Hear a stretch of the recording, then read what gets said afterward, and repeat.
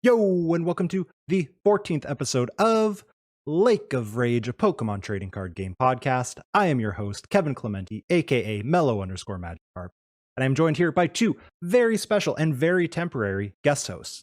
Joining us for the fifth time? God, Maybe. that's terrible. We need to get more people on here. Joining us for like the fifth time, we have Grant, aka Boo CK. Hey, Mello, thanks for having me back. And joining us for the first and hopefully not last time, we have Robin, aka the genius behind LimitlessTCG.com and all associated with it. Hi, great to be here. So today we have a very special episode because we're at kind of an awkward phase right now, which is kind of exciting. Players Cup 4 is coming up within a couple of weeks, as well as a new set. So we have an interesting kind of mixture of we're still trying to figure out this meta. We've got a very important tournament, and also, bro, we got all this other stuff. It feels like an exciting time. So we're going to start with some rapid strike questions, get to know Robin a little bit better, know beyond the player. We're going to get into a Grant rant, where we're going to learn a little bit more about some of the ruling in Players Cup 4. We're going to talk about the Players Cup 4 deck selection, and then we will get questions from Twitch chat. Remember, as always, we are recording this live on twitch.tv/mellow_Magikarp. So Grant, how's your week been? Oh, it's been a rough one. I was having some strong results recently, and the last few days have just been so poor. I qualified for day 2 of Table Mod and then just, ran out of steam. But outside of Pokemon, pretty good. Right on. Robin, how's your week been? Yeah, like Pokemon-wise, I actually played a lot of online tournaments. Got top 4 in one of them on Saturday. It's like Card Cavern series, something like that. Yeah, but it's been a pretty chill week. Just like playing a lot of Pokemon, not really much work, so it's nice. Right on. Are you on summer break right now? No, but like we had a 1-week break from university like 2 weeks ago, and then last week also didn't do much, so I like didn't have too much to do. Wait, do you have summer break in Germany? Or is that not a thing? Yeah, like we have like after like in August, September will be like completely free, and then half of July as well. Okay, so yours just comes like a lot later than ours does. Because a bunch of ours are starting in like May, June, and then July, and then August everyone goes back. That seems super early. Like, Yeah, like May is not even the summer yet, right? He's got real summer break. I mean, yeah, that's actually true. Like, why would you go back to school in August when that's the hottest month, right? I don't know. Right. August is the best month, also World's month and everything. So that is true. Usually. That is so. I've only had one Worlds, but it's like it's at the end of August, and my school goes back in September, and so it's like it's a cool ending piece, but also it's like I go to Worlds and then I literally go to work like that Monday. It's like, oh, this kind of sucks. But that's a future problem. If we ever get Worlds back again, who knows? Well, we will get Worlds back again. So we're going to go and get into those rapid strike questions. We're going to get to know you a little bit better, Robin. Some Pokemon questions, some not so Pokemon questions. You're going to have 60 seconds to answer as many of the questions as you can. Are you ready? Yeah, sure. Okay. Question number 1. TV or movies? TV. Watch a movie at home or in a movie theater? Movie theater. Tacos or burritos? Burritos. Legend of Zelda or Mario? Zelda. Favorite Pokemon? Raichu. Last movie you watched? No idea. Who's the better player, Jason Klasinski or Tord? Todd. Least favorite deck you've ever played? Metagross. Favorite regional you've ever been to? I don't know. If you could beat anyone in the TCG, who would it be? Todd? TikTok or Instagram? I use never. No idea. Wake up early or stay up late? Definitely stay up late. Archie or Maxi? Archie. Watch a movie at home or in a theater? Oh my gosh, I already asked that one. Winter or summer? summer. Ice cream, cake, or brownie? Cake. And that's time. Pretty good. That was very good. I accidentally asked that one again. So 15. That's pretty solid. That is a C. And the regional question messed me up. Are you? No idea. Do you like use the regionals as a chance to vacation, or you just like, I'm here for Pokemon and I'm gonna? No, it's definitely like both for sure. Okay, so none of them stand out to you as like that was a really fun vacation spot, or? Probably, but I have to think about it for like a bit. I don't know. He's been to so many. Yeah, I've actually been to quite a few by now. Yeah, it's like I've been to 7, and I can very safely say a lot of them I have no interest in ever going back to that city again. I'm sorry to If you ask favorite international, then I would definitely say Australia, but regional, it's really hard to tell. Wait, you don't like going to Columbus, Ohio?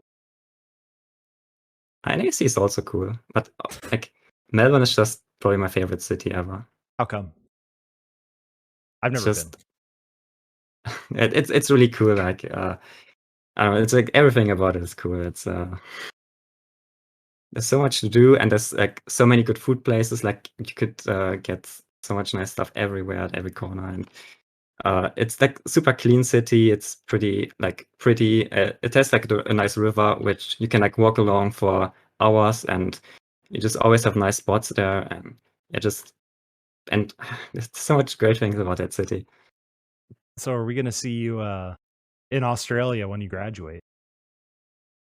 Are you gonna be moving there? Probably not. I can't really see myself leaving Germany, but I mean, maybe.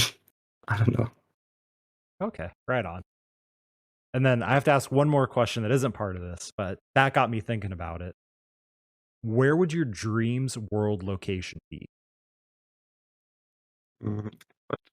Probably Japan, because I actually haven't been to Japan yet, or Hawaii, because that also sounds really cool, and I haven't been to any of the Hawaii worlds.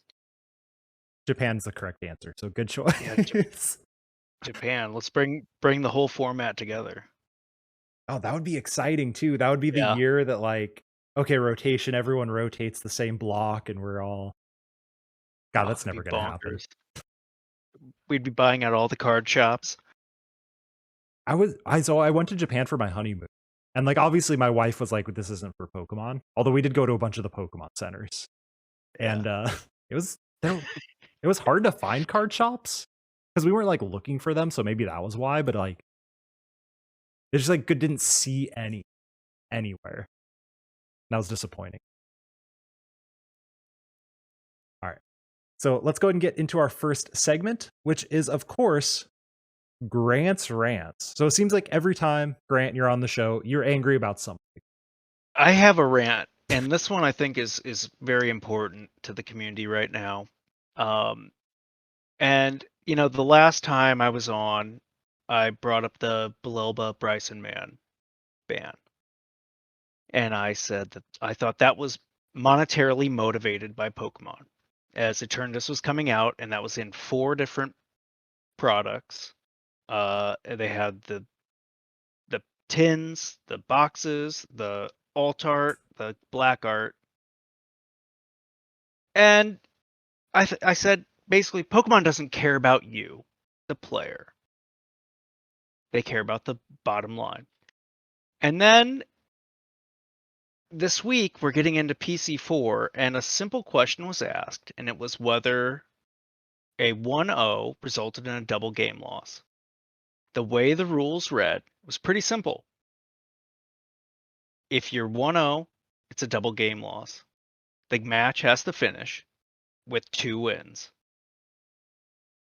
And Mike Fouché asked, and other people, it was live on Twitter, and people were in chats, and it took 4, 5, 6 days to get a simple answer to that question. Why did it take so long to figure out what the intent was behind asking, what you mean when you wrote this? You wrote the rules. What's the issue? And so everyone who's qualified for PC4 has to sit back now for this much longer and figure out what's the play? We don't know if this is the way the rules are or not, because if it was, then they would just answer yes. That's how we intended it to be. But it wasn't, apparently. It took them so long to just say, yeah, oh, actually, that is what it is. Sorry for making you wait. Sorry for making you think Decidueye, Luke Metal, Altaria, Munchlax are all good plays right now. They left it in the air so long. They don't care about you. They didn't think about it. It should have been a yes or no answer. Grant's rant. For what it's worth, too, we never actually got an official statement. It was Julian Right. tweeting out that he got confirmation from a TO, which Right.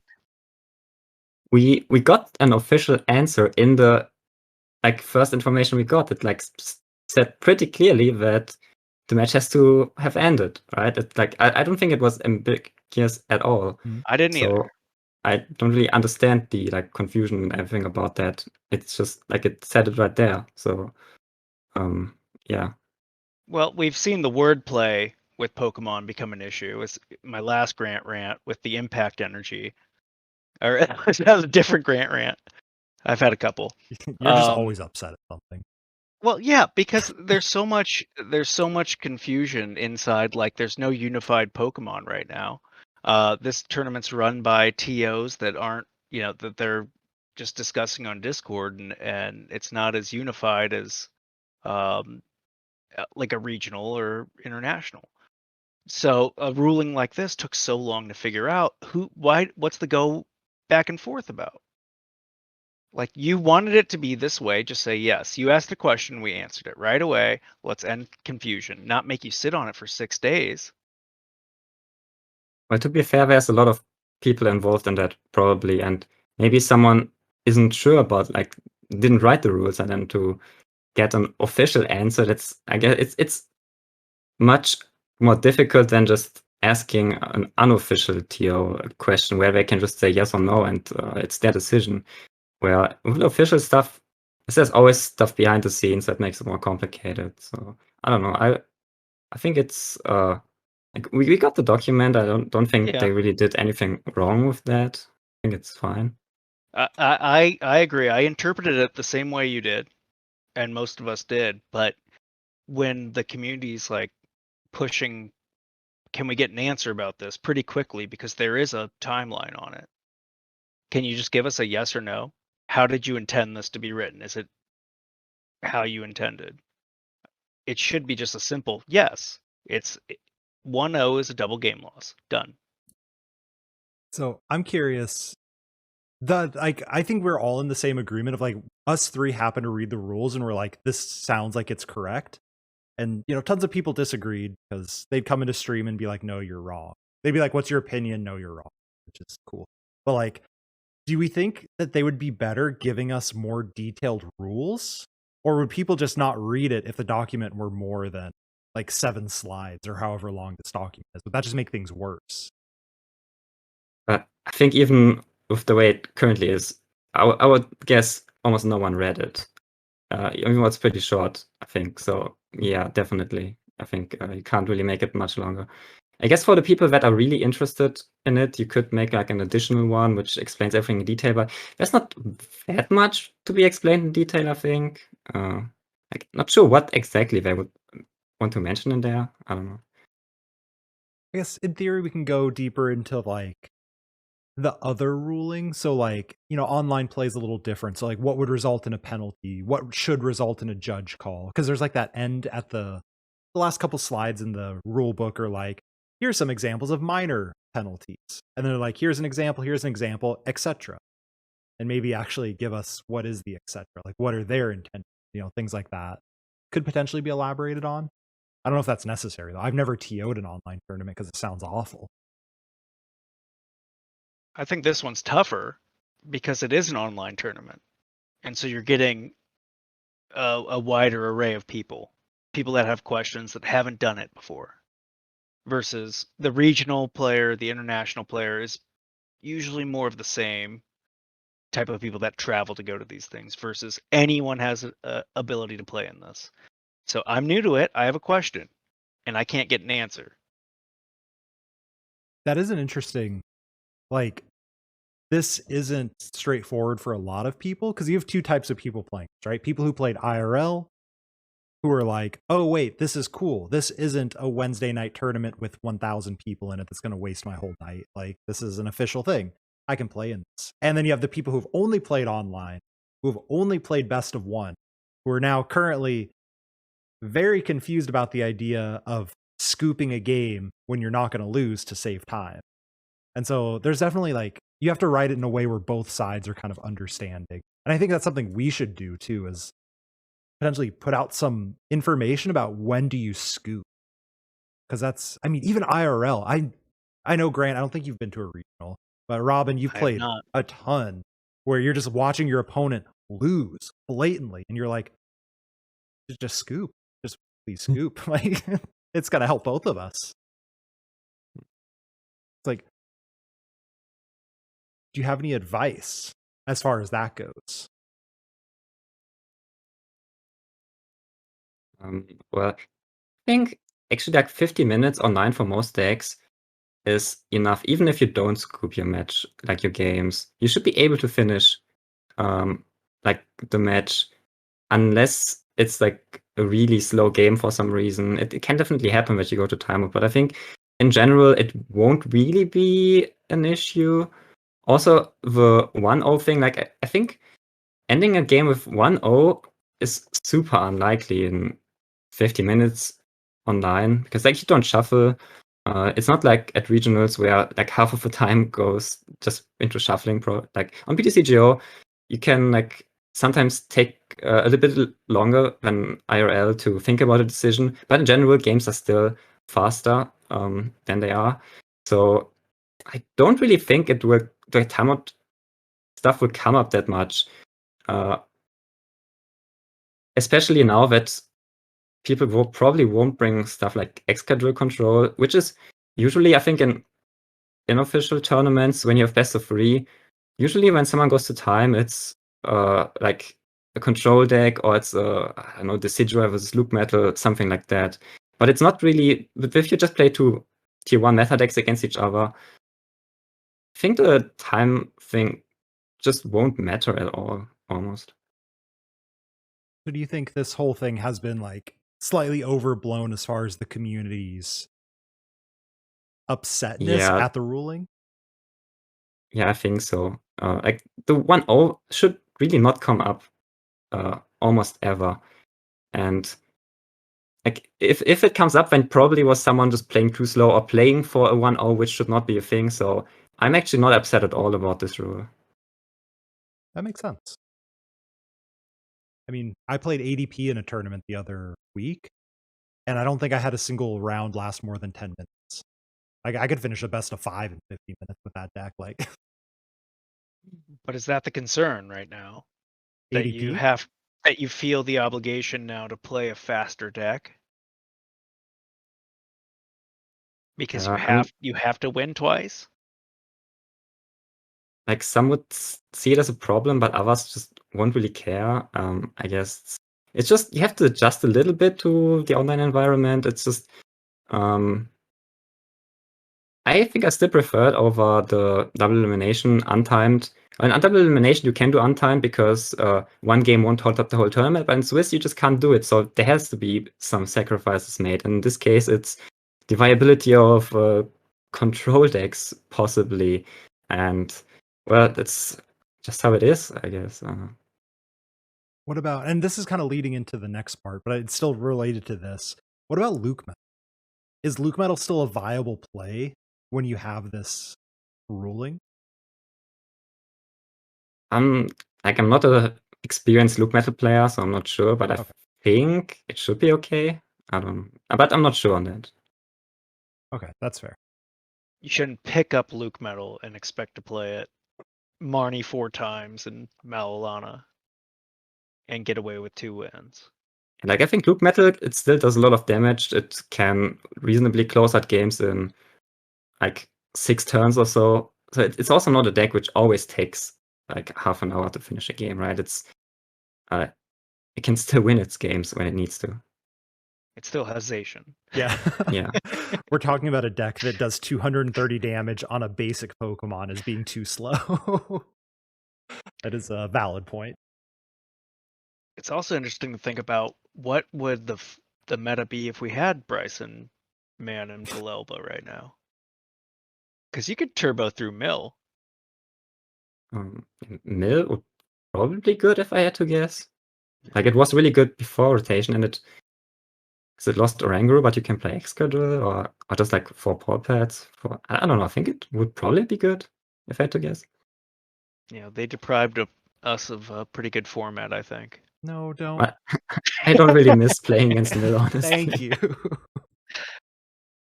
Yeah, there's maybe because I was playing ADP.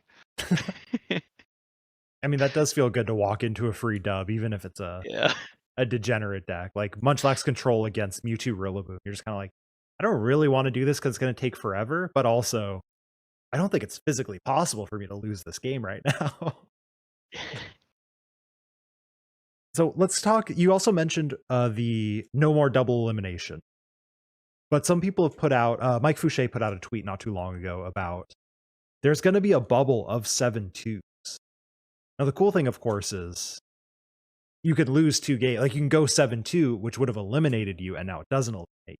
So you can lose 2 games. But do we think, like, is Pokemon correct in allowing a bubble? Should we have or what's it called? Not asymmetrical top cut for something like this? Yes, asymmetrical cut would be cool.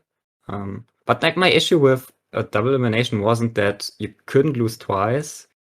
It's more like if you lose your first round, for example, you had to go like 12-1 or something. And if you just like lost in your last winner's round, you could go like 6-1 or so and make it, or 7-1. So some people had to play 5 or even more matches than others who advanced. While now everyone who goes X1 will have played the same amount of rounds. So I think that's just more fair than what we had before. And then people who were at X2 making it in is kind of just a bonus in my eyes. I think that's a fair point. Like, you could go 5-0 and you were in on the winner's bracket versus, because Tord lost round 1 or 2, right? Last time? I think he lost round 3, but he had to play a lot. He had like 12 wins or 11, at least 11 wins at the end. Yeah, which is ridiculous to think of. Someone went 5-0, was done, and someone else had to go 12-1 just to get the essentially same result. Technically, Tord was in a worse spot in the loser's bracket, but that's a given when you lose a round, I guess. I don't know. But that's a fair point. So it's not about there's a bubble. It's not about the losing 2 rounds. It's about everyone plays the same amount of games. Yeah, at least for me, that's much more like important than the other aspects. Are there other pieces to this that could be improved upon? This is for both of you, I guess, because Grant, I know you always think about this stuff too. I think that's a good start. Making it more normal. Maybe a phase thing. The asymmetrical cut. But this is a lot better than double elim, for sure. Makes sense. Robin, anything that you can think of, or are you the type of person who's just like, I'm just going to play under the rules and beat everyone anyway? I'm not sure. Like, I wanted it to be changed to Swiss, so I'm happy about that change. X2 cut would be nice, I guess. Then if you go 8-0 or 9-0 in Swiss, you also would get a bye in the first round of the top cut, which would be nice. But I don't know. We'll see how it works out this time. And yeah, like the timeout thing, I don't know. I think it's fine like this. Maybe like, what would be ideal if they just had a best of 3 mode in PTC0 itself? Then it would be much easier to deal with the time situations. But like this, currently, I think it's a fine solution. Maybe the best they can do. So I think it should be okay. I wonder if with the V unions, if we're gonna get a new client, how hard is it to program a V union 4-card type deal into play when you can't even look at the legendaries when you click on them to look at both of them, You can't look at both parts. So maybe they might have a new client in the way. I don't know. How long until we get the Players Cup on play.limitlesstcg.com? But I wouldn't count on it. Honestly, I guess it would be nice, but I think it's just even if they wanted to, I don't know, no idea. But I think legally it would be kind of it's probably much better for them legally to work together with like an American company, or in the case of Battlefy and Arcanine, 2 American companies, than with like a random person from a different continent. Basically, just like yeah, for those reasons alone, I think it isn't really that realistic. That makes sense. So go for it, Grant. Has anyone reached out to you about it? No. But All right. I mean, they have to. I guess I'm not really expecting that. So we should start sending in support tickets. Got it. Yeah. Like I think it's better than like the Battlefy, but still, like Battlefy is doing a fine job for like this turn. They have a lot of staff members, like a lot of judges, so they can, like, for them it's fine to play it on a slightly, like, I guess, worse platform, at least for a trading card game, because like on Play Limitless it's easier for maybe like a single person to run the tournament like that, but they don't really care about being able to run with a single person. They can just put 10 people on it, and that's the solution to the problem, I guess. For the Limitless qualifiers, we used Battlefy, correct? And we used Smash GG, which is I guess kind of similar. It's also a platform. Like Smash GG is very focused on fighting games, but they also have like all the same stuff. Like, okay, that makes sense. How much did you learn from using? Because it was Challenge the first time that the website crashed, correct? It was Battlefy first, and then Smash GG. Okay. How much did you learn from being the TO on those, where you're just like, I can do this better, when you made Play Limitless? Or was Play Limitless like purely from your own brain of like, this is the perfect thing, I want this? It was.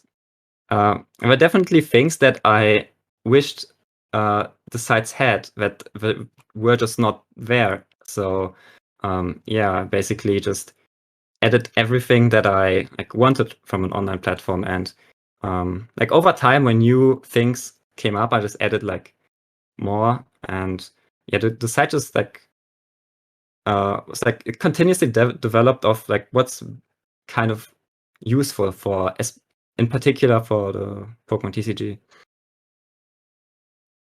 Okay, that makes sense. Well, it's worked out. It's really kept the community afloat, to be honest.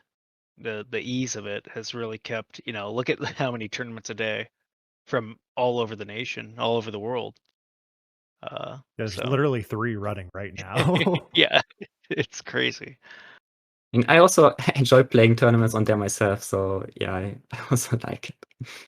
Yeah, how often? Because I see your name pop up occasionally, purely because Boo is a stalker, and anyone playing Single Strike, he sends us their results. And that has been you lately. So how often are you playing tournaments? It depends. Usually just like a few per month. Like last week I actually played a tournament every single day of the week. But other than that, I usually just maybe play one on the weekend, maybe like randomly on a weekday when I feel like it. But I'm usually not really that much of a tournament grinder, but yeah, I still participate frequently. And I also like playing in like custom format tournaments, or like old format tournaments where you have to like there's some different rules, need to build different decks. I think that's really fun, and that's one thing I really like about having the site that you just have other tournaments than just standard which otherwise maybe wouldn't really be that popular. Did you win? You won the I don't know what year it was, but the last throwback one with Magma. Did you win that? Yeah, the 2004 tournament. Okay. Oh, that's right, because you took the Worlds list, correct? That was the year Japan came out of nowhere with. Yeah, I just took the Worlds list and I changed like, I don't know, 3 or 4 cards, and the deck is really good. So I got to ask this purely selfishly. I got handed Magma. We were doing a retro thing a couple months ago at shout out Tabletop Village. Anyone in Seattle? They got a bunch of old decks there. We were doing RSPK, and we were just like, "What's a good deck? I've never played this far." And they're like, "Here's Magma," and I looked through RSPK Magma is not good. That's more like because Magma is one of the first decks from that era. It's from Worlds 2004. It's Ruby and Sapphire was like the third. Magma Aqua was I think the fourth set of the EX series, and the cards afterwards are significantly power crept compared to Magma. So at least in the way it was played at Worlds, like when it's not really competitive in RSPK. That's what I was gonna ask. The deck feels very. You attach to Groudon and you punch stuff in the face while you have that one tool attached that shuts off pokey powers. Yeah, that tool is from that tool is way newer. Back then at Worlds you didn't have that. You played it actually with Claydol and Camerupt, which have abilities themselves and accelerate energy. Where in RSPK you basically just have to play it as a Cessation Crystal deck, which just shuts off other powers and you hope your opponent doesn't draw the outs to it. And then just like be annoying with energy disruption. But it's not really, it's very far from the original Magma deck. Okay, so there's no point in asking you how my RSPK one was supposed to work, because I kept beating people and I wasn't sure what I was doing besides Cessation Crystal. Yeah, Cessation Crystal is really... I really enjoyed RSPK as well. Until recently, every Sunday there were RSPK tournaments hosted by Jason Krasinski, and the format is super fun, and yeah, I really enjoy it as well. So Cessation Crystal, for anyone who doesn't know, and correct me if I'm wrong, Robin, because this is from memory from playing the deck like a month or two ago, but it's like if this is attached to your active Pokemon, there are no Pokemon have Poke powers. Poke powers and Poke bodies, which basically just says abilities. Yeah. So it's essentially Garbotoxin, but on any Pokemon. As a tool on your active. Yeah. And also you can only attach it to a non-EX, which is very relevant. Do we think something like Path of the Peak can bring that same power level? Or is it just not anywhere near the same standard? Well, it's a different thing, but I guess both block power, so I don't think Cessation Crystal is actually like that good. It's good compared with a lot, like if you combine it with a lot of other cards, but the format has a ton of outs to it as well. Like it has Field Blower, so every ability deck plays for Field Blower. Mm-hmm. So it's still a really good card, and you have to be prepared for it. But it's not like that. It's probably about the same power level as the Path to Peak will be. You have to have outs to it if you're playing an ability reliant deck. And sometimes it will just stop you if you don't draw the outs, but it's still just like something you have to have the outs for. That makes sense. I have to ask, because Path of the Peak is like my number one card from this set that I'm like, I just want to throw it into a bunch of decks and see if any of them become stronger with it. Like Leonzard. My brain's been brewing that up. Leonzard with 4 Path. Just let me try it. Don't tell me no. I mean, it's a good card right now, but like with Swell still being a thing, like, okay, you play one Swell if you're a Swell deck. It's not that hard to put a second one in. So after, I'm thinking always more post-rotation. Now you're making decks very inconsistent to have to put 4 stadiums or a Pokemon, whatever was announced today, to get rid of a stadium, you know? So maybe at that point it becomes extremely, disruptive. Not just to the gameplay, but to deck building itself. The card is definitely good. It's like, just compared to Power Plant, it's kind of the same. Of course it's better right now, but it's still the same as Power Plant was like back before these were out. So it's obviously a good card. But yeah.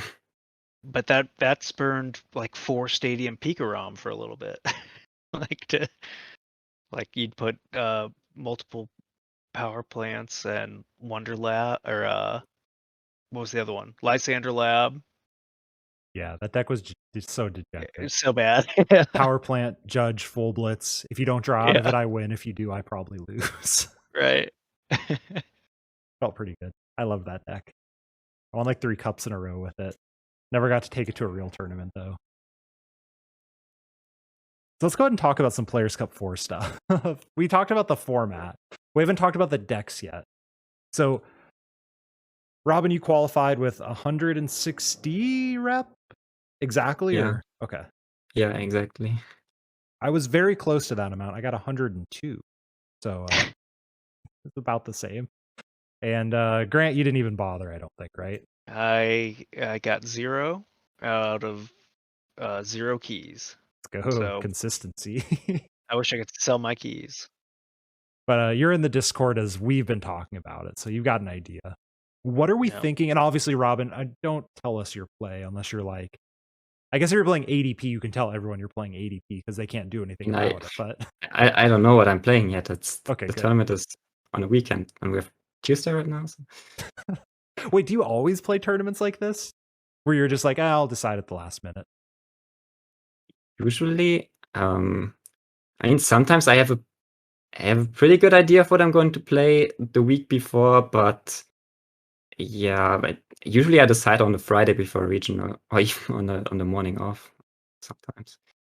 That's brave. Are you gonna do any like testing or discussion with the limitless guys and Yeah, probably. Are you all? How intensely do you same 60? I like depends. Like at internationals, regionals before, we frequently did that, but like for the online era, like not really. We're still testing, but we kind of just all play what we personally just want to play. So it's less about the results right now and more of like, this seems fun. Yeah, I mean, last time I somehow ended up playing Grammar. You got top 16 in EU with it, right? Yeah, the deck was not bad. Like, it was okay. How can you say that with a straight face? Did you just avoid all the Pikarom? I beat one Pikarom actually. Wow. I got lucky, kind of, but still, you could want to KO them. It wasn't a complete auto loss. At least if they, maybe if they played perfectly, it's really difficult. But I think it was winnable. Although definitely a bad matchup. Okay, I'm gonna take your word for that because the people I hit who were net decking you afterward, it was like, oh, like I don't even have to try, and this is pretty good. But you're a little better than the average person on a limitless tournament, I assume. And you definitely need to do really well to beat Peak because you just price raise them. You can, if you draw the natural candy Porygon into, you can snipe something. You can KO something with the big Cramorant, and to like one KO, they actually need to tag bolt. Can't just KO with full blitz, and you can one KO Peak right back. Like you need to draw well, of course, but. Like it's not like they one hit KO you and you can do nothing to them. You still just trade hits. You just need more than them. That makes sense. Did that deck play Gust? Did you play a boss in there? No, I just played the Cramorant Snaps 160, which back then no one played Mew, and you played 4 Cramorant anyway, so you didn't really need boss because you just snipe 160 every turn. With the recycling energies, you just did it for free. Oh It was pretty cool. Gross. That's so sharp. So are we saying for Players Cup 4, Cram is an option? Back. I don't know, probably not. Like the speed shot was really important, and nowadays Mew is much more popular. Like back then, Mew was not played at all, and now because of Rapid Strike, Mew is kind of popular. And Rapid Strike itself is probably also that's really hard to beat. I don't know.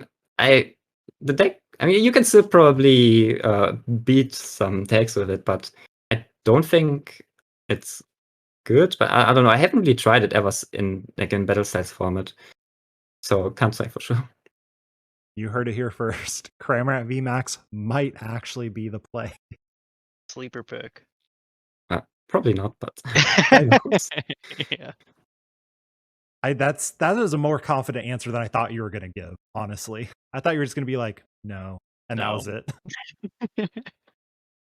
I would never really count out decks. I think that's important. You also have to consider all the possibilities, and that's how you come up with new decks or with weird plays that are actually kind of okay, because there's a lot of decks even below tier 2 that people have like on their radar that are not much worse than the decks that are played. They're just, maybe they have some issues, but they can still beat a lot of the meta decks. So yeah, it's not saying all the decks are good, but there's a lot of decent decks that can definitely win games or get lucky that should not be totally underestimated. So in theory, I shouldn't count out Spiritomb yet, because it's like, well, it's got a good I think Pika Spiritomb, for matchup, example, so- is a really good deck right now. Ooh, wait, let's talk about Spiritomb then. now I'm in. I love that deck. So these decks, like let's say Spiritomb, Mad Party, stuff like that, they take a bad ADP matchup, correct? Unless you figured something out that I have. Actually, I think Spiritomb has probably a favorable ADP matchup, honestly. Spiritomb is really good at just hitting, like, just one key on the ADP immediately after it attacks, and then you're in a pretty good spot. Because if you draw, like, Spiritombs, I think the biggest problem with a deck is that it's just kind of, it's very combo based, and if you just don't draw your Spike Moth turn 1, you're in a bad spot. If you just, I don't know, if you draw your Research with 4 switch cards, you're in a bad spot. But if the deck draws well, it's so scary. I think of a deck it's worst against is like Rapid Strike with Cheryl, like the Rapid Strike Cinchino, because like it's kind of awkward having to keep the Mew in play, and while at the same time you can't really one KO them, and then if you can't 2 KO them as well because of the Cheryl, it just gets really difficult. But I think in other matchups the deck is good. Now you've got me interested in Spiritomb again. That's one of my favorite decks. It's so much fun to build Spite and like switch, net, all this stuff. Yeah, I also think the deck is really interesting to play. I think it's really fun. Just like the biggest problem I have it with is just like sometimes you draw really awkward. So as we're moving into a best of 3, are we like, that becomes more acceptable? Or like, do you want more consistent in best of 3? Or are you fine taking a high roll deck and be like, if I set up 66% of the time, I'm probably fine. Like, what's your mentality? Because I've heard both ways. I personally don't really care if it's best of 1 or best of 3. I think the best deck for best of 1 is usually also the best deck from best of 3, because you still need to win 2 of 3 games. Like you just need to have the best deck overall. It doesn't really matter if it's best of 1 or best of 3. Like maybe a little bit, but like personally, I don't really take that into consideration. Okay, so how about a deck like Relish, where your win percentage are so much higher by going second? Yeah, that's kind of annoying part of playing the deck. That also one of the reasons why it's so good in the Players' Cup qualifiers, because a lot of decks just let you go second because they didn't know you play the deck. But yeah, it just makes it a little worse with known deck lists. But if a deck is still good, even with that, it gets worse. But you have to decide whether it's still good enough or whether that just means it's not good enough anymore. But like winning or losing the coin flip, like I don't think it's a big enough argument to like not play the deck anymore. But it certainly kind of affects it. How much does the win percentage even go down though? Because like I played in a couple tournaments this weekend, and ignoring my misplays, you were both there. You saw. Just ignore that part. It was bad. I was still pulling out wins going first, surprisingly consistently. Like I think it depends on the matchup. Like against some matchups, it's not really that important. But for example, against Pika Rom, it's very important because it basically means the difference of using the Rillaboom or just getting it bossed up, KO'd immediately. Kind of same against fire decks, although against fire decks those are just like better matchups naturally, so you can still deal with it. While something like Pika Rom is kind of like it feels very coin flip reliant. It's so Well, interesting to hear you say yeah, a fire deck is a good matchup for the grass deck. And it's not really a grass deck, it's a Mewtwo deck, right? So True. you don't really care about fire weakness at all. I think the Pikarom thing goes back to what I was saying earlier. Like, by going second, you're inhibiting what they're trying to do. They want to go second as well, so you're naturally, messing with their strategy. Like it just works out that way in this matchup that whoever goes second gets the energies first. Because like you can if you get up your Rillaboom before they get the Electrify, usually they can't kill the Rillaboom.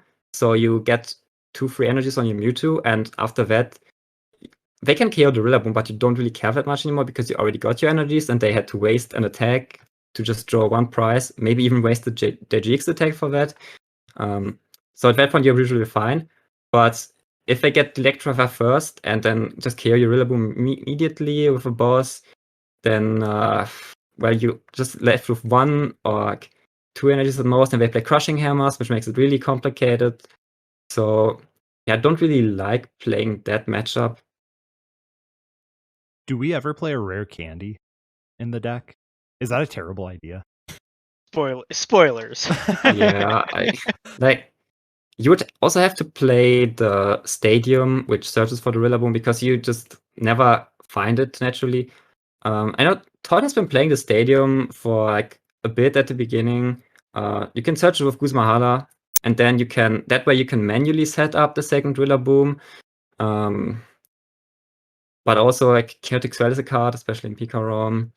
And I know it's still kind of niche, and you can still, against most decks, you can still win even without the Rillaboom. So I think just playing the Stadium is okay, but finding rare candy, like it's literally unsearchable. So I think that's not a good idea.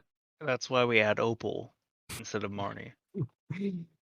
Opal and I don't know. Opal and Stamp instead of Marnie. No.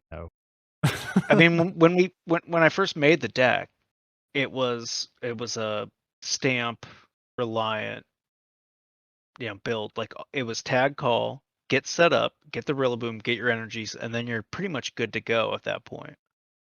The rest of the game plays itself out. I mean, And so Stamp's now just a good card in general. I played Stamp in the deck. Stamp was really good. And the only way you lost was if they bossed up your Rillaboom 2 times in a row, essentially. So you could reset it, they boss it, you reset it. And then everyone started playing 4 Marnie. Like, that was the draw supporter you needed. And I don't think it is.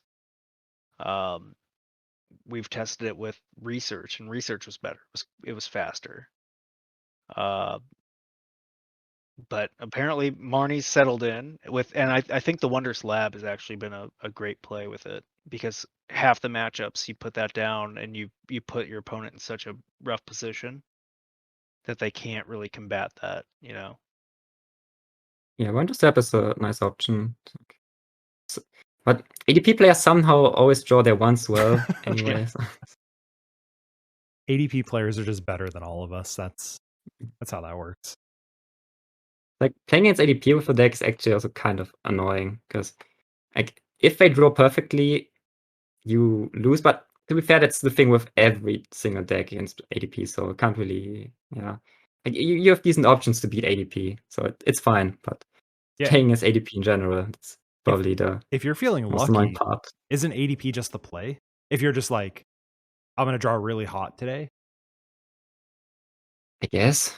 ADP doesn't really lose to anything, and if you draw everything, I guess you beat everything. Easy.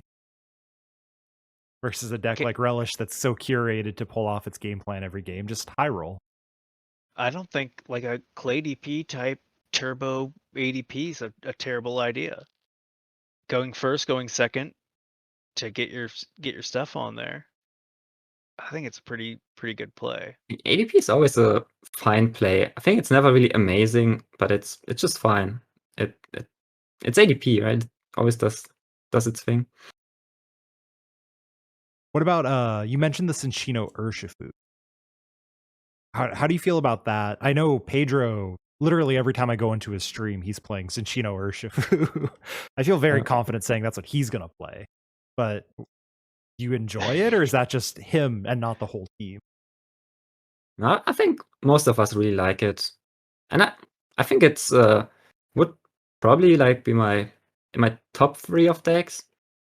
It's just it has a lot of options. It has options against basically everything. It has some pretty good matchups. It has I think it's just pretty good overall. So this is going to sound like a really dumb question potentially, but like as I've been theorying out the NA meta, sorry EU, you're a whole different ball. I don't know why our metas are so different, but they are, or I think they're going to be.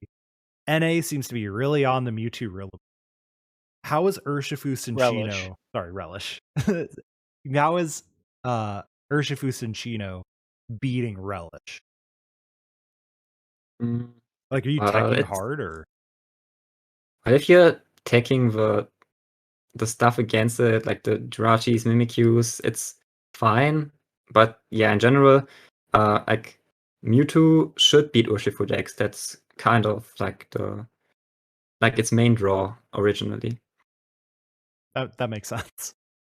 So it's like it's not really worth teching for. You're just like, I'm not gonna play it if I expect it to be there a lot. Yeah, like Mewtwo is probably the scariest part of playing Urshifu right now. So, not surprising, right? But yeah, it's definitely like a problem for Urshifu.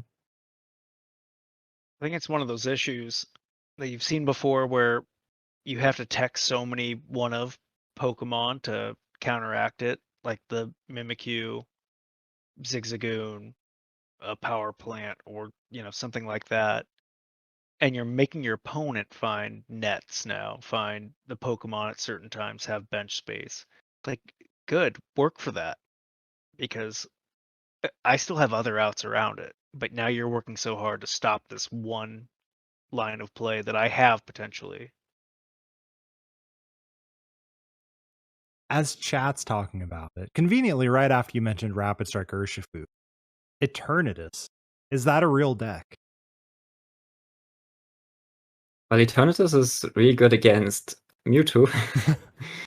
And yeah, Eternatus is, I would put it kind of in the like ADP. It's just Eternatus. It does its thing. It's pretty straightforward. Has some good matchups, has some bad matchups. I wouldn't say it's an amazing play, but it's always going to be fine. And yeah, you can play it if you want. See, I was definitely on it.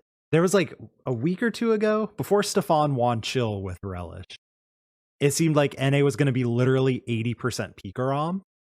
And I was like, all right, let's just play E-Turn all day. Like, that seems fine. Because they can't tech for E-Turn. They could tech for, well, they can't, but they tech for Urshifu pretty easily. But then the other part, like you said, it feels like that. It's fine. It does, you attach 270 and hope that it's enough. So we'll see about E-Turn. What else is on your list right now of like considerations besides Spiritomb and Urshifu? Well, of course, just like Mewtwo Rillaboom, I think the deck's pretty good. Even though it struggles with Eternatus, and like it's not amazing against Pikarom. The matchup is very coin flippy, which isn't amazing. It can also easily lose against ADP, but that's, like I said, that's every deck. So like I don't know. Like Mewtwo Rillaboom is really good against a lot of decks, but against the top meta decks, it's like it feels slightly unfavorable overall against like the highest of maybe the most popular decks even. So that kind of scares me away from it. How's the LNZ matchup go?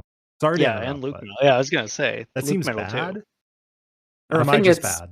I think it's quite even. Okay, so it's definitely very losable, but it's not too bad. It feels very even to me. Okay. And sorry, what else is on your list of like, these seem cool? Of course, I like the Rapid Strike, Cinchino as well. Also, Rapid Strike without Cinchino is also completely fine. Also, it has a bit more room for different tech cards, which is kind of nice. It's like this. I think the stadium is very relevant in a lot of situations, actually. And I also like Victini. I think that's a pretty good deck. Just straight Victini? Or with I the mean, Fortnite? just the screw up net build that's been really popular recently with the like Rapidash and Jirachis. Okay. Like it got second at Chill recently, right? And Gustavo played it in a lot of tournaments. Won, I think, the Copa Cup with it. And all the lists by now are pretty close to each other. I think the deck is the deck is just really solid overall. It struggles with Pikarom. And well, the Mewtwo matchups are also not great. Like I recently played an online tournament with it, and I put a Mimikyu in it just to to make it a little bit better, but it's like it doesn't guarantee the matchup or anything. It just helps. Still, like GX decks will always be kind of sus for a Victini deck, but I mean, you have a lot of different alternative attackers. It's not you can still beat them. That's kind of what I like about Victini. It doesn't really have any very horrible matchups, and it has some pretty good matchups. So that's pretty cool about it. And then other than that, of course, Picarom's good, LMZ is good. Like if anyone wants to play either of those two decks, like there's nothing wrong with that. I think. Yeah, I think there's a lot of viable plays, and like I wouldn't play Eternatus or ADP, but those are also fine picks. Is it just in not enough general. control? Like you just don't feel like the game's in your hands when you play those decks, or Yeah, and also I just don't really like them. wait, you're trying to have fun? Ideally, like okay, in the Players Cup, it's not like you try to win, but I don't think Eternatus or ADP are better placed than any of the other decks, so I don't really see a reason to play them. Okay. You didn't mention any Blacephalon. Any thoughts there? It's probably also fine. Like I prefer Victini as the fire deck of choice.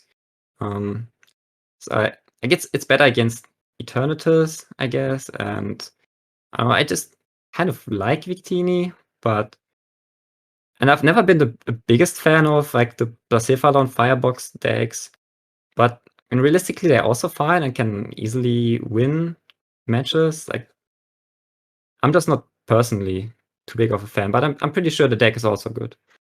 I feel like we should have a you and Azul on to argue over the best welder deck. Because you two have very different opinions on that one, where it's one of you likes Victini and one of you hates it. One of you loves Tempo Zard and the other one seems to generally dislike it. I don't think I'm pretty sure Victini has been more popular in this format overall, though. I don't So think that's he an loved argument it. in favor.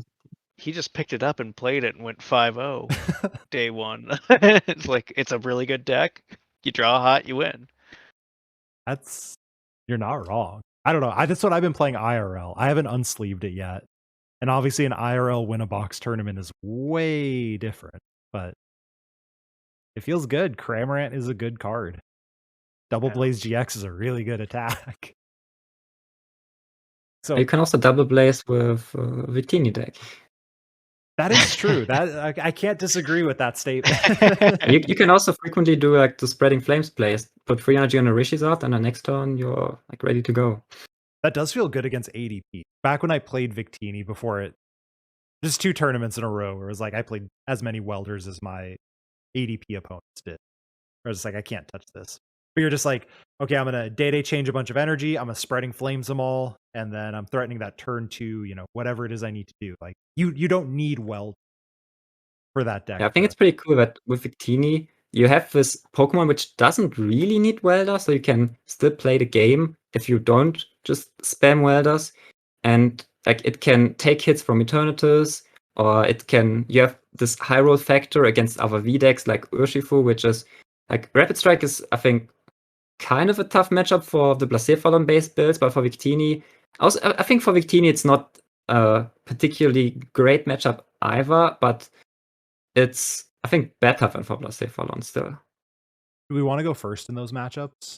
Eternatus and Rapid Strike. Yeah, I mean I would there's advantages on going second, but still you want to go first every time, I think. Okay. But Victini's one of the decks where, because you sounded like you were unsure to the point where it's like, you don't mind if they make you go second. Yeah, but like going second is okay, but still the main game plan against V-decks is still just get the turn to boss. It's just so unfair to just get the turn to 210 with 220 with a boss, and it puts you in such a good position that it's just, and it's not really that difficult to hit. Like, I think it's almost too easy. It's definitely too easy actually to do that. That's what the Sword and Shield tournaments are teaching me when I see their results.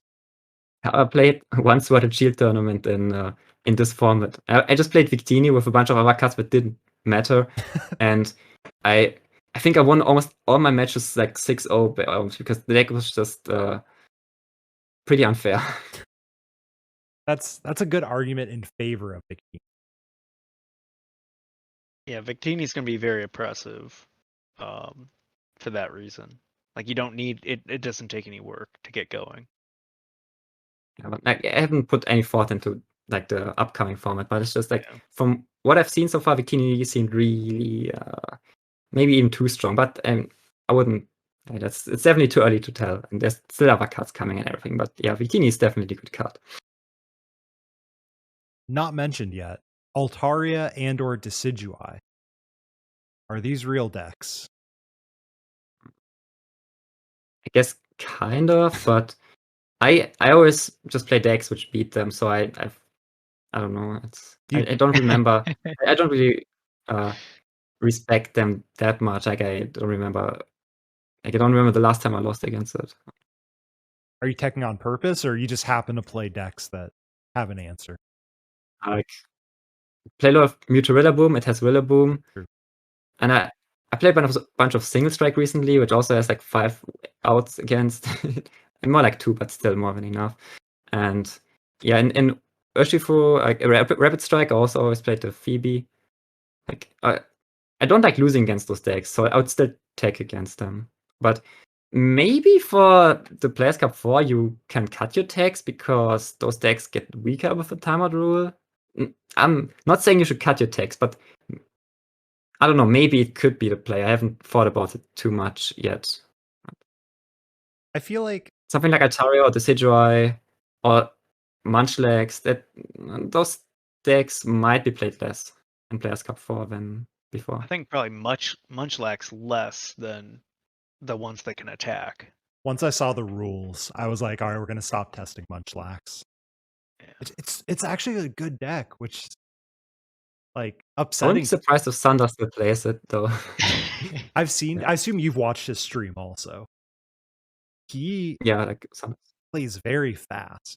I mean, don't get me wrong, he makes better decisions than I do, but he also makes better decisions 4 times faster than I do, which is like impressive. I also remember watching him time out in a few Players Cup tournaments though. So I don't know. It's probably still not that easy to finish games. Especially like if you win 2-0, you're probably fine. But if you go into a third game, that might be complicated. It's one of those where you either lose or it's a double game loss. Unless you make a gentleman's agreement, I guess. But and if you have to go 2-0 to win the match, like if you can't really win 2-1 realistically, then the deck would have to be insanely good for it to be worth it. And it's probably not like it's a good deck, but it's not that good that you can play it even when you can't afford to lose any games. Yeah, that is a pretty logical conclusion. I would agree with. You haven't mentioned Single Strike yet. I know Grant really wants to talk to someone about Single Strike because when he brings it up in our team Discord, it's just like, no. It's so much fun. I agree. I've really enjoyed playing the deck. How do you play it? I've noticed you play like the 6 basic energy or a high basic energy count. Are you trying to laser focus right away, or do you take it slow? I really like laser focus. It obviously depends on the matchup, but I like that attack a lot. Sometimes you just do turn 1, but also some situations where like maybe just like mid game you charge up 1 guy on the bench with the Houndooms, and then active you just go laser focus, and you play a lot of basic energy, so you can usually still do it. And yeah, I think that's pretty cool about the deck. I've been using the small single strike a lot as an attack card. Not like the VMAX is still important to get those 1 KOs, but I think just doing like 220 with 2 of the single strike energies, or like 200, that's like really good already. Have you thought about the Don't say tornado. well, no, the spoilers for that's my secret. The charm that lets you attack with it with the VMAX. The memory capsule? Memory capsule, yeah. Yeah, there's just so many good cards you could put into the deck. And I've been playing 2 single strike scroll recently because I think that tool is just so insanely good. Yeah. And I would like to play both. Like I thought of just putting in like 3 of both and just cutting a bunch of other cards because the tools are so good, but I don't know if it's really worth it. Like I would definitely play like the scroll, at least 1, probably 2, and the other one, yeah, I'm not sure. There's probably good. some things you could do with the list. The list is so tight. That's the problem. That's a problem. But I like the other one because you get that HP backup to be able to still hit the 180 plus whatever energy you have on there. But I've been thinking about putting in Scrapper and more tools to scrapper off, because the hardest part is picking which tool to put on. Like also you have balloons as well, so it's really complicated. Yeah. So I had the thought as you were talking. So let's say you go with single strike, the 2 prizer. Okay, they want to KO that. They want to usually KO a Houndoom. Because they should want to. Correct. Yes. Do we play reset stamp? Because you can almost always stamp to 1 if you go 2 Vs and they gust a Houndoom.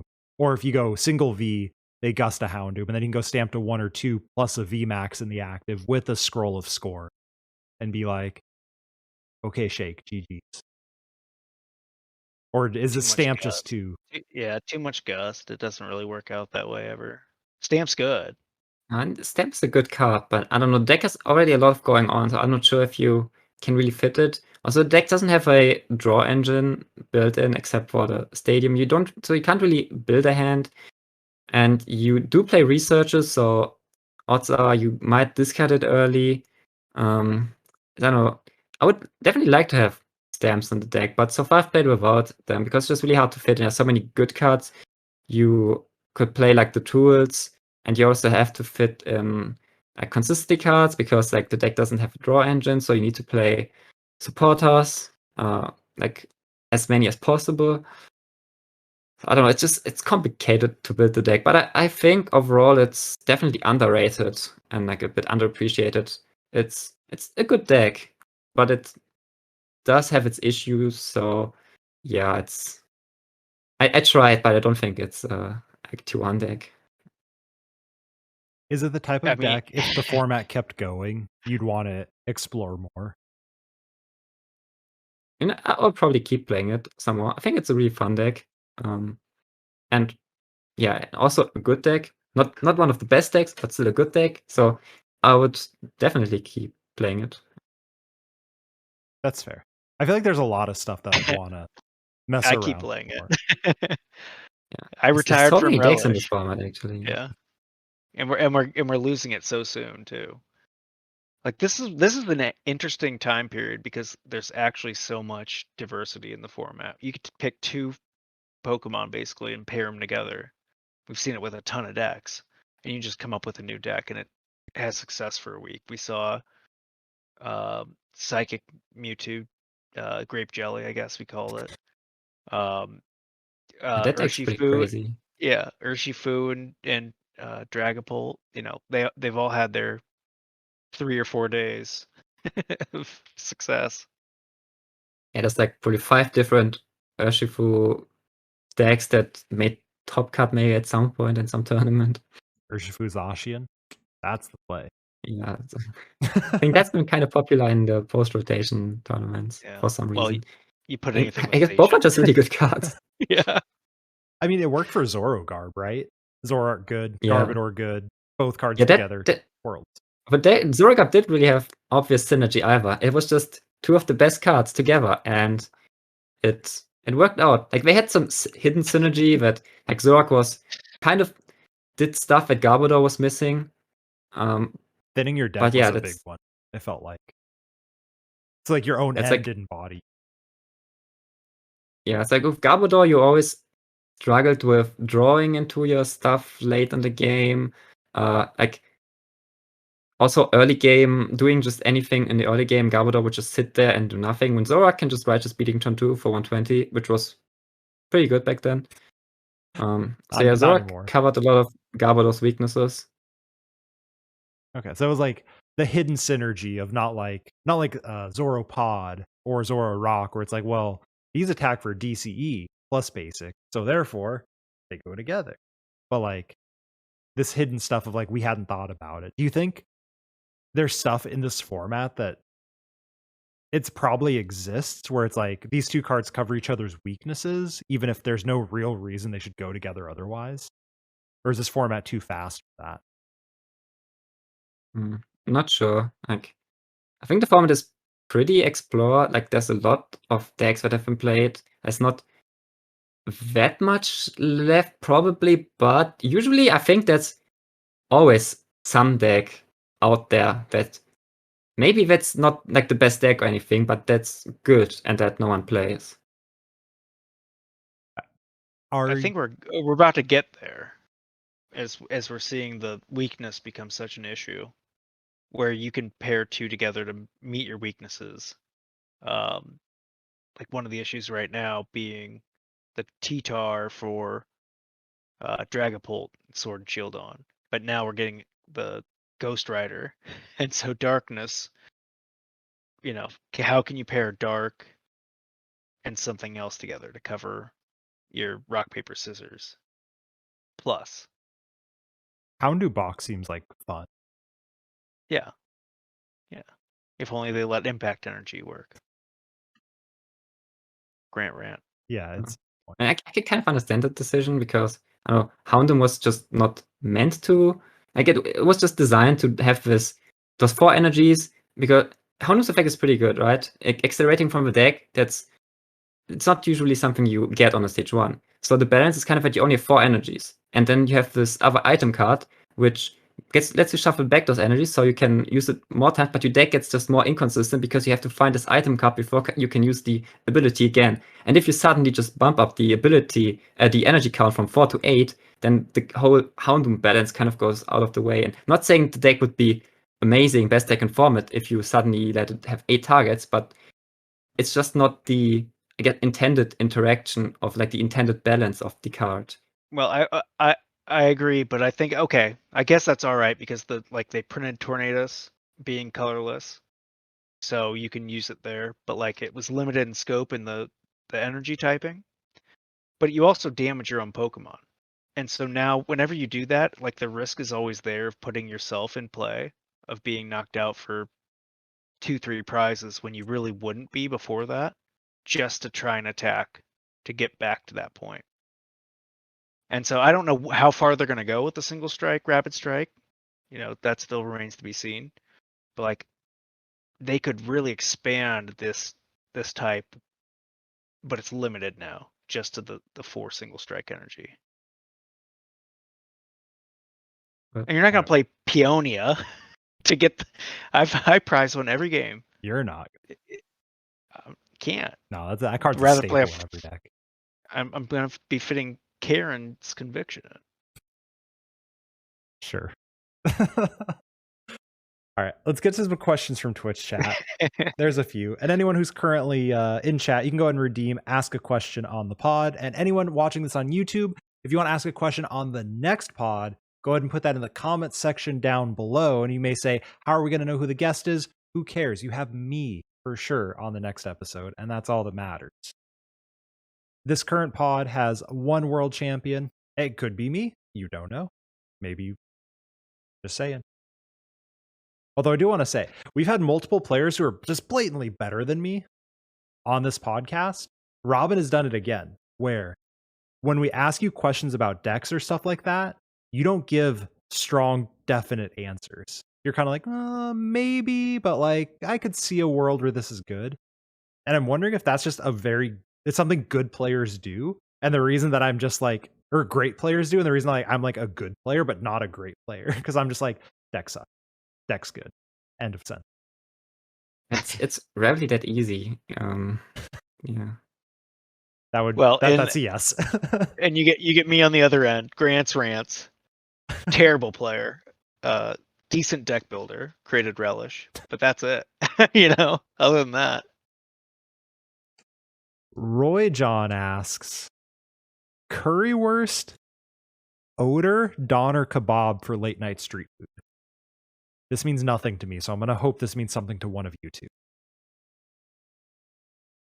Wait, what was it like? It's what were the options? Clearly directed Currywurst, at Robin. doner kebab for late night street. Like döner and kebab isn't it like the same? I have no idea. I think he's talking like the sausage or the kebab. Chicken, like a chicken kebab, maybe? I don't know. Let's change it to what's your late night street food? Do you have a go-to? I do. I'm going kebab. I'm definitely. I would probably pick neither of them, but What did I get? What's your favorite street food, junk food type? Yeah, it's 2 a.m. I don't know why you're awake, but you're awake. What do you get? You are awake. I mean, yeah, you are. I like pizza. Oh. And I like Asian food usually. All right, the important question to know if you can ever be asked back to this podcast: pineapple on pizza.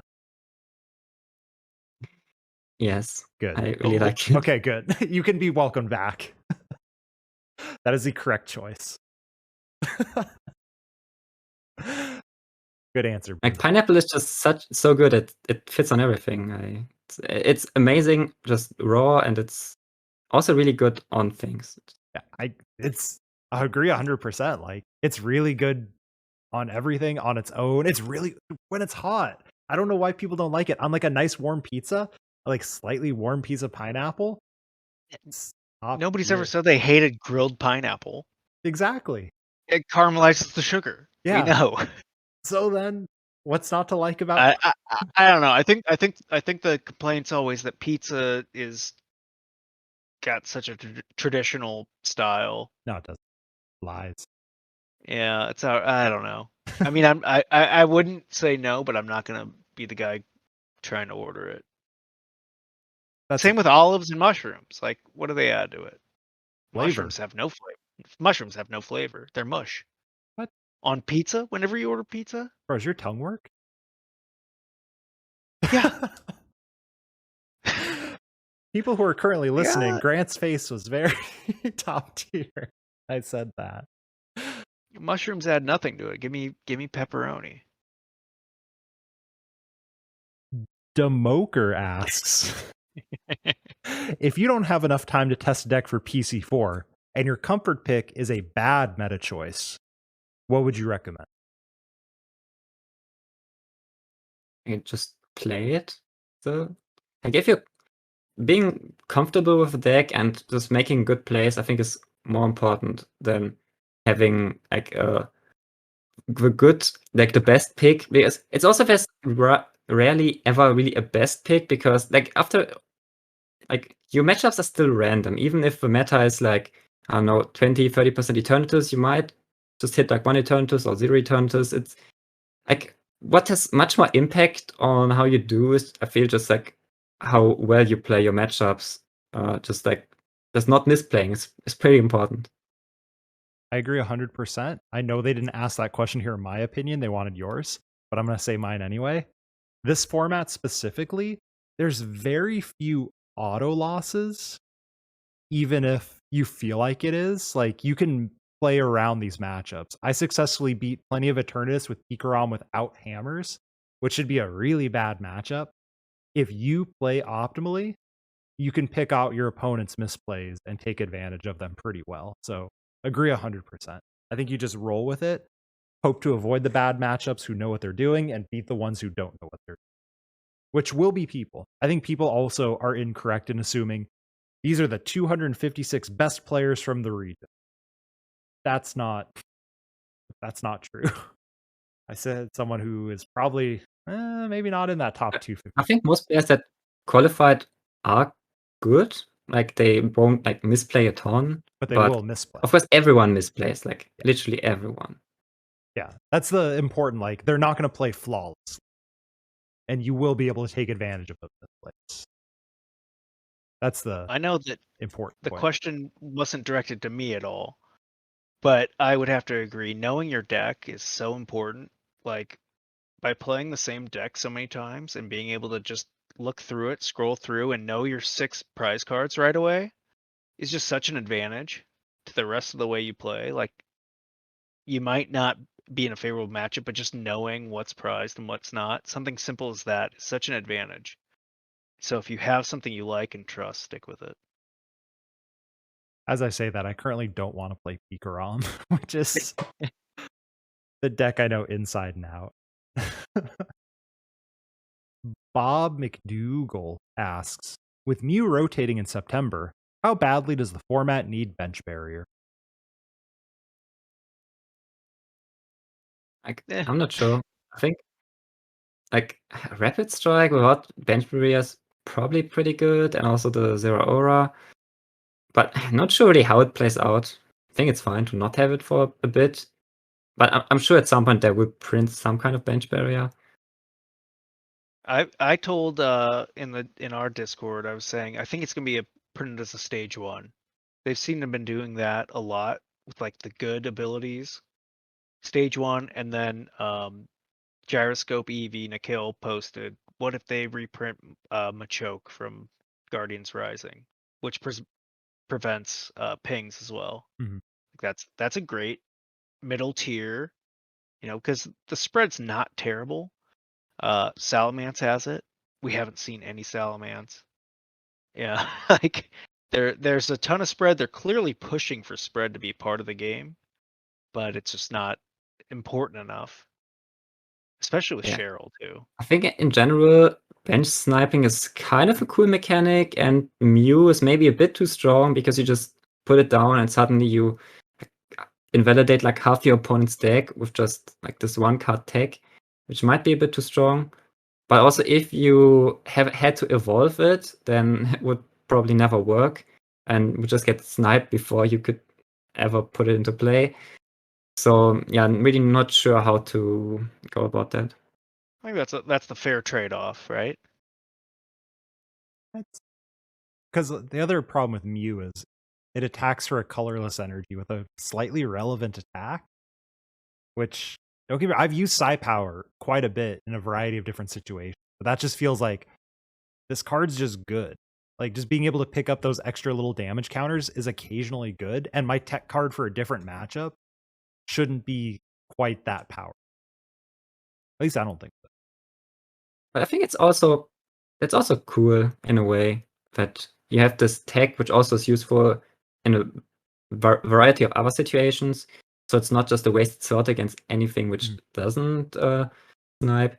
And I mean, other like decks like Urshifu can still just like boss it, and it like Urshifu it frequently still uses its attack even against Mew decks by just using boss, maybe stamp, hoping they don't draw the rod, or like you can set up that it's pretty unlikely they get the Mew back in play. You can even KO it twice or so. So there's still like interaction and all that. I think it's probably fine to have a card like Mew. Might be better than not having it, but yeah, I'm not sure overall. QWERTY asks, what is Robin's favorite custom format tournament? Preferably online. Like I really like the Commander format, which is It's not really like Commander like in Magic, but it was a couple tournaments on the side like a while ago, which was like Singleton and everything, like all tag teams and VMAX are banned, and you could only play one GX. And I think that format had kind of cool interactions and really cool deck building, and I've really enjoyed playing that. And Singleton in general is or like without the Commander rules is also cool, but when you play Singleton in a tag team format, I think it's like it kind of it's like it doesn't really feel like Singleton because tag teams are so efficient that they don't really need more than one. So you could basically, like in expanded Singleton, you can play Pikarom almost the same as the normal expanded Pikarom. It almost feels like the same deck. It's just kind of crazy to think, but yeah. Like I like Singleton. It might be my favorite extra rule. It's also the one I've played the most compared to something like single prizes only, which I haven't played too much. I think it's fine to have multi prizes in general. But yeah, I also liked if it's not just custom formats but like old formats included, and I really liked RSPK, the EX series. That's a pretty cool format. To go off the single prizer one, the ones I've played in, it just feels like there are some single prizers that are blatantly like balanced for a multi-prize meta. And it's just like, this feels a little strong in this thing. Like Yeah, I think single prizes in general are actually really strong these days. They're not like, I know everyone always says single prizes suck. They haven't been like properly power crept or anything, but they're actually so much stronger than they used to be, and especially in Sword and Shield, it's actually kind of crazy sometimes. Well, the Spiritomb's been doing really well the last couple times. It's just you take everything out, you're like, well, there's a ton of good cards, but then Spiritomb just runs through it. I think the annoying part about like single prizer tournaments, if they don't ban it, is like the Dragon Pull from Rebel Clash, which just on heads you don't get damage, and you also spread damage. You just like the deck I think beats everything. Like maybe it doesn't, but it seems really unfair to play against. There's a few cards that are that one, the Guzzlord that takes extra prizes, are just kind of like that's good. That's like that was not made for this format that we just made up. Soda King asks, is Philip better than you? Honestly, probably. Yeah, if he tries hard, yeah. I think he makes less mistake. Like I think in general I play well, but I also I definitely have a lot of like just dumb misplays as well, which just don't make sense, and sometimes like those plays where like why did I do that? Also at like official tournaments, and I think for him it happens much less frequently than for me. And I think we're both good at building decks. But yeah, he definitely like he's probably even like more creative and building more weirder decks that frequently also work out. Yeah, I think I can't remember what he was playing, but he put the Erica's Hospitality in, and he said just drawing 4 cards is so good. As a supporter. I think Erica in general is pretty good supporter. Yeah. It's very underrated. I loved playing it in Pikarom and like the format before this, like even the format before. I don't know. There's so many Pikarom formats, but the one where we still played IRL and yeah. Do we? I took that and I was like, I'm putting Erica's Hospitality in because like I only need to draw 4 cards. That's such a good point. Like little nuanced thought process like that. The nice thing about Erica is if you have Erica and another supporter, you just like play Erica, draw your 4 or 5 cards, and you still have a supporter for next turn guaranteed already. Right. Do we ever put Erica in Relish? That's where I put it. Yeah. It's just For a because turn. your hands play always Erica in anything really. The problem with Erica right now is there's some decks like Luke Metal, they just put like one thing on the bench turn 1. And if you just have the Erika instead of another supporter, it feels really bad. That makes sense.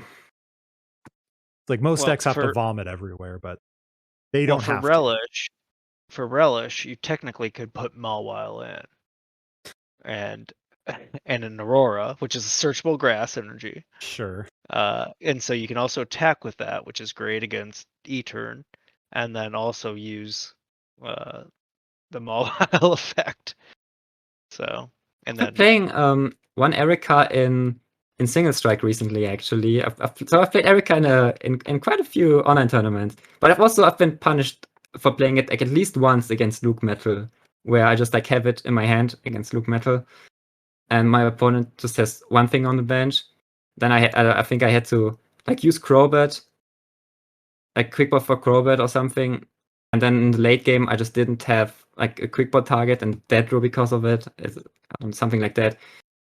Like it can punish you, so I can see why people don't really play it, but the card is frequently pretty good.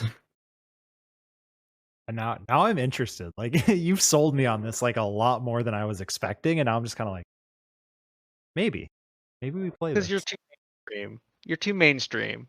You're a research Marnie boss guy. Heck yeah. Like research Marnie are really strong, so it's usually fine to just play the research Marnie engine. You don't really have to play other things, but it can be beneficial to play other supporters as well. Like if you have a Marnie and an Erika in your hand, that's better than having two Marnies in your hand because you can choose which one you want to play. Like sometimes you have the Erika and would rather have a Marnie, but a lot of times Erika is better than like other supporters as well. Like sometimes you just don't want to get rid of your hand, you just want to like keep some cards, or you just don't really need anything specific, but you play an Erika and then you have more options on the following turn. Yeah, the card is fine. But... Or your opponent has 3 cards in hand and you know they're dead drawing, but you need one card, or you really like to dig to get to the next stage for the next turn, and you have to Marnie them. You're like, well, this sucks. So what you have to weigh, do I sit on it? Or do I try and advance my board state? I think it's a little sad that Research and Marnie are so good that they make a lot of the other supporters like kind of obsolete. Like Erika is objectively just such a good card, right? You can't really print a much better supporter than Erika, but Marnie and Research kind of did it. Yeah, because there was a point where Steven's advice was essentially Erika's. I know it's a little different, but and that was a staple, right? Yeah, I think back then supporters were pretty bad. Like draw free supporters were staples basically, and nowadays draw free support, like they even had drawbacks. You couldn't just draw free naturally. You had like draw free, discard 1, or draw free, but only if you don't have a stage 2 in play, things like that. And that's when Steven was like a staple, because Steven was quite a bit better than those, I guess. Makes sense. I mean, draw 4, discard 1 would be really great right now. Draw 4. That has to exist, right? Is like TV Reporter still legal? Oh. Or TV Reporter, I think it wasn't Celestial Storm, so it rotated out. Okay. But it wasn't ever played, even when it got reprinted, because draw 3, discard 1 is just not good. I think draw 4 would be pretty good, actually. Draw 4 would be good, but we don't have draw 4 cards. We had it with restrictions like Coach Trainer, right? Yeah. So it was played in tag team decks, because draw 4 is a pretty good supporter. I almost put it in to Relish, because you're playing Mewtwo or Rillaboom, or Aggro. If only you could tag call for Coach Trainer. That would just... Right. That was the only issue, is you couldn't find it. I think it would be an interesting experiment to just print a straight up draw 4 supporter. I don't think it would be too strong, but they seem to think it's too strong. I don't know. That seems it would be a good, just really good supporter. And I like the aspect of like building a hand, planning ahead, maybe a turn or two with your cards in hand, and this would kind of emphasize that compared to something like Marnie, which Marnie is like destroys that idea quite heavily. What about Milo? Draw 4, discard 2. Why isn't that relevant? In general, you want to make your hand bigger with supporters. In Milo, you +1 overall, which is not really like if you already have a good hand, Milo is a good supporter. But if you just have one card in hand, for example, Milo is just pretty bad supporter. That makes sense. So the idea isn't necessarily just draw 4. The argument is, and this is for people who might not have been playing TCGs for a while, it's the card advantage you're getting, not just seeing more cards in this case. It's also why I think the new Erica will be kind of bad. The way, because you have to discard 2 cards. So there's been a lot of times where you just either even can't play the supporter or you have to discard cards you don't want to discard just so you can get this good but not overly good supporter effect. That makes sense. Watching, well, you were playing, I guess, but watching Pedro in Players Cup 3 with Hop, purely a meme, right? Hop was a relevant draw supporter for him on multiple occasions in that tournament. It's not terrible.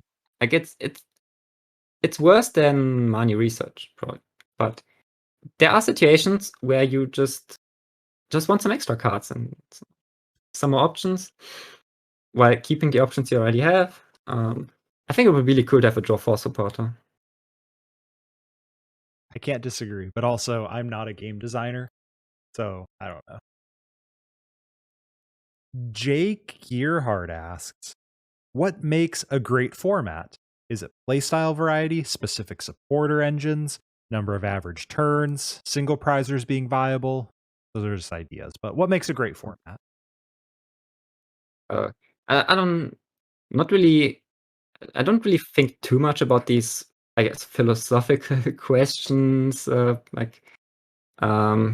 I don't really care about single prizers or multi-prizers. That's like, I think multi-prizers actually add an interesting dimension to the game because you, like it's not always like the same. I guess it adds variety as long as both are equally represented, which I think was the thing for a lot of time and like is still kind of a thing. Like a lot of decks use like 3 prizes, 2 prizes, some 1 prizes.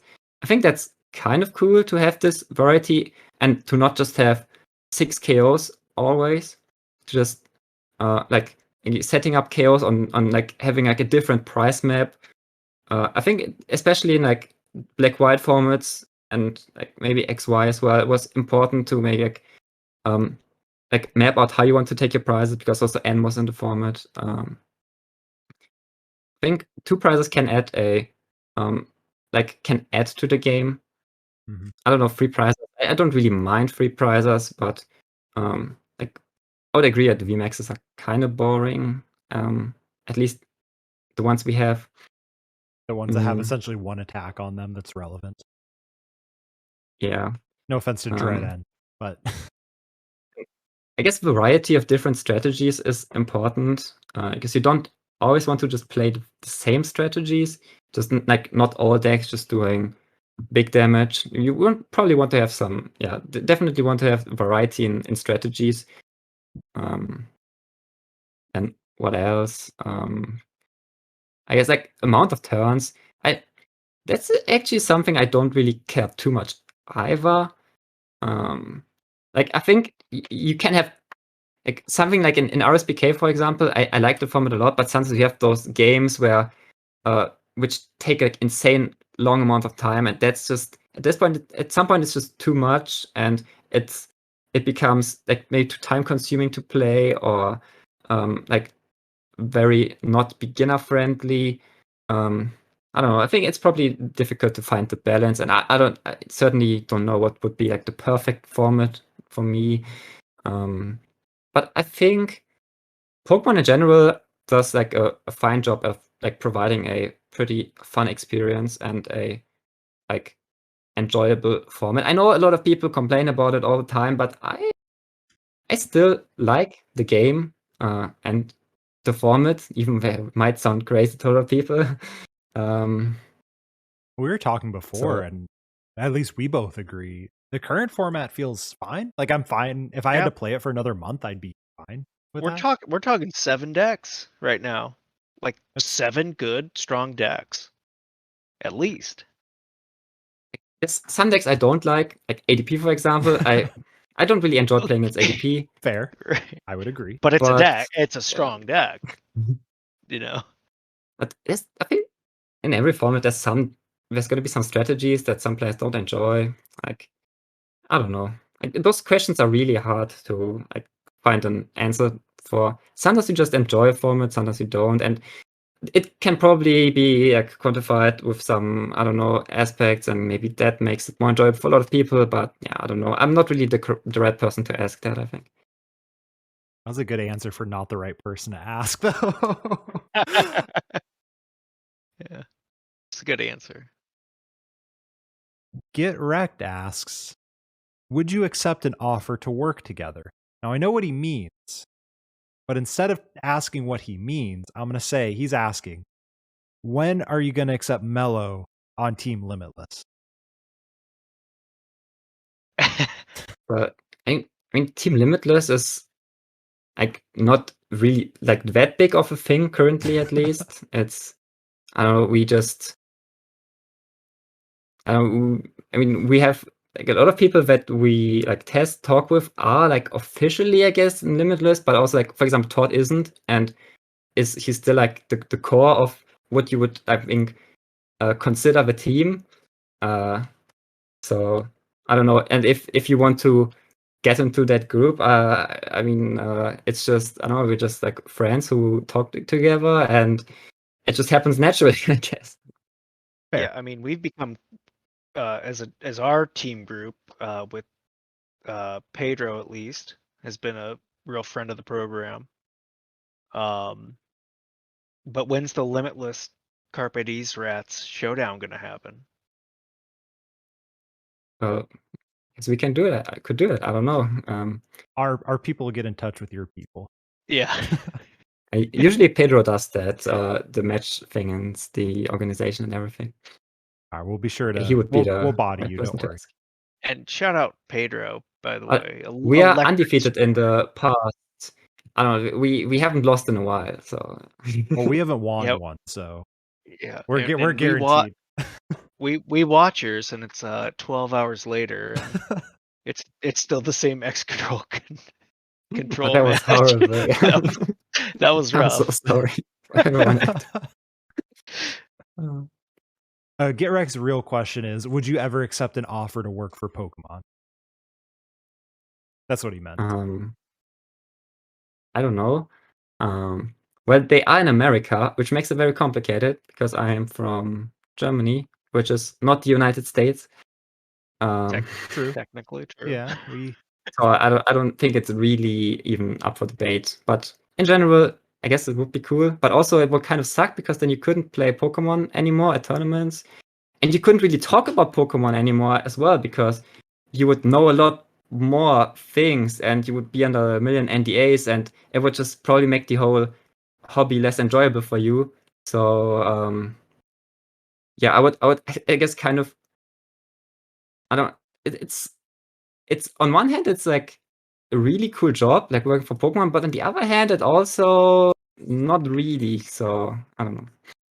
shout out to Ryan who listens to the podcast, works for Pokemon, homie. But exactly what you said. We'll talk about a card that just got revealed from Japan, and then he'll be like, "Oh, good, you know that card exists now. Let's talk about it." When he's known about it for 6 months or longer. So it's definitely a different world. Stellar Wish asks, thoughts on V Fusions, if you have an opinion. V Union, yeah, that thing. I don't know, the mechanic. it looks a bit clunky, Yeah. but I don't know. It's cool to have 3 abilities and attacks on a single Pokemon. I don't know. I don't really have an opinion on it. It's somewhat cool, but also awkward. We'll see how it works out. I don't the concept. It doesn't sound like something you would really build a deck around. More as a tech, just the way that Legends were played back then. You could maybe there's one legend that you could build a deck around or two, but if there were just random tech cards, which were usually cool tech cards, so it could be a cool mechanic.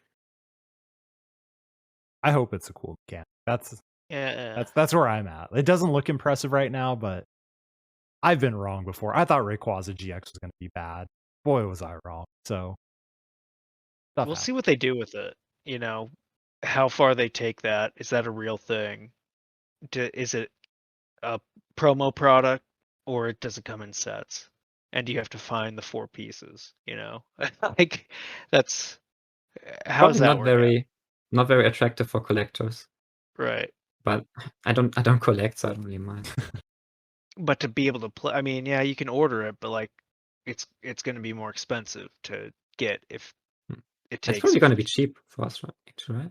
if it takes 4 or 5 booster boxes to get left leg, right leg, left arm, right arm. Yeah. Like you pull 4 left legs, like what do I do with this? Trade it.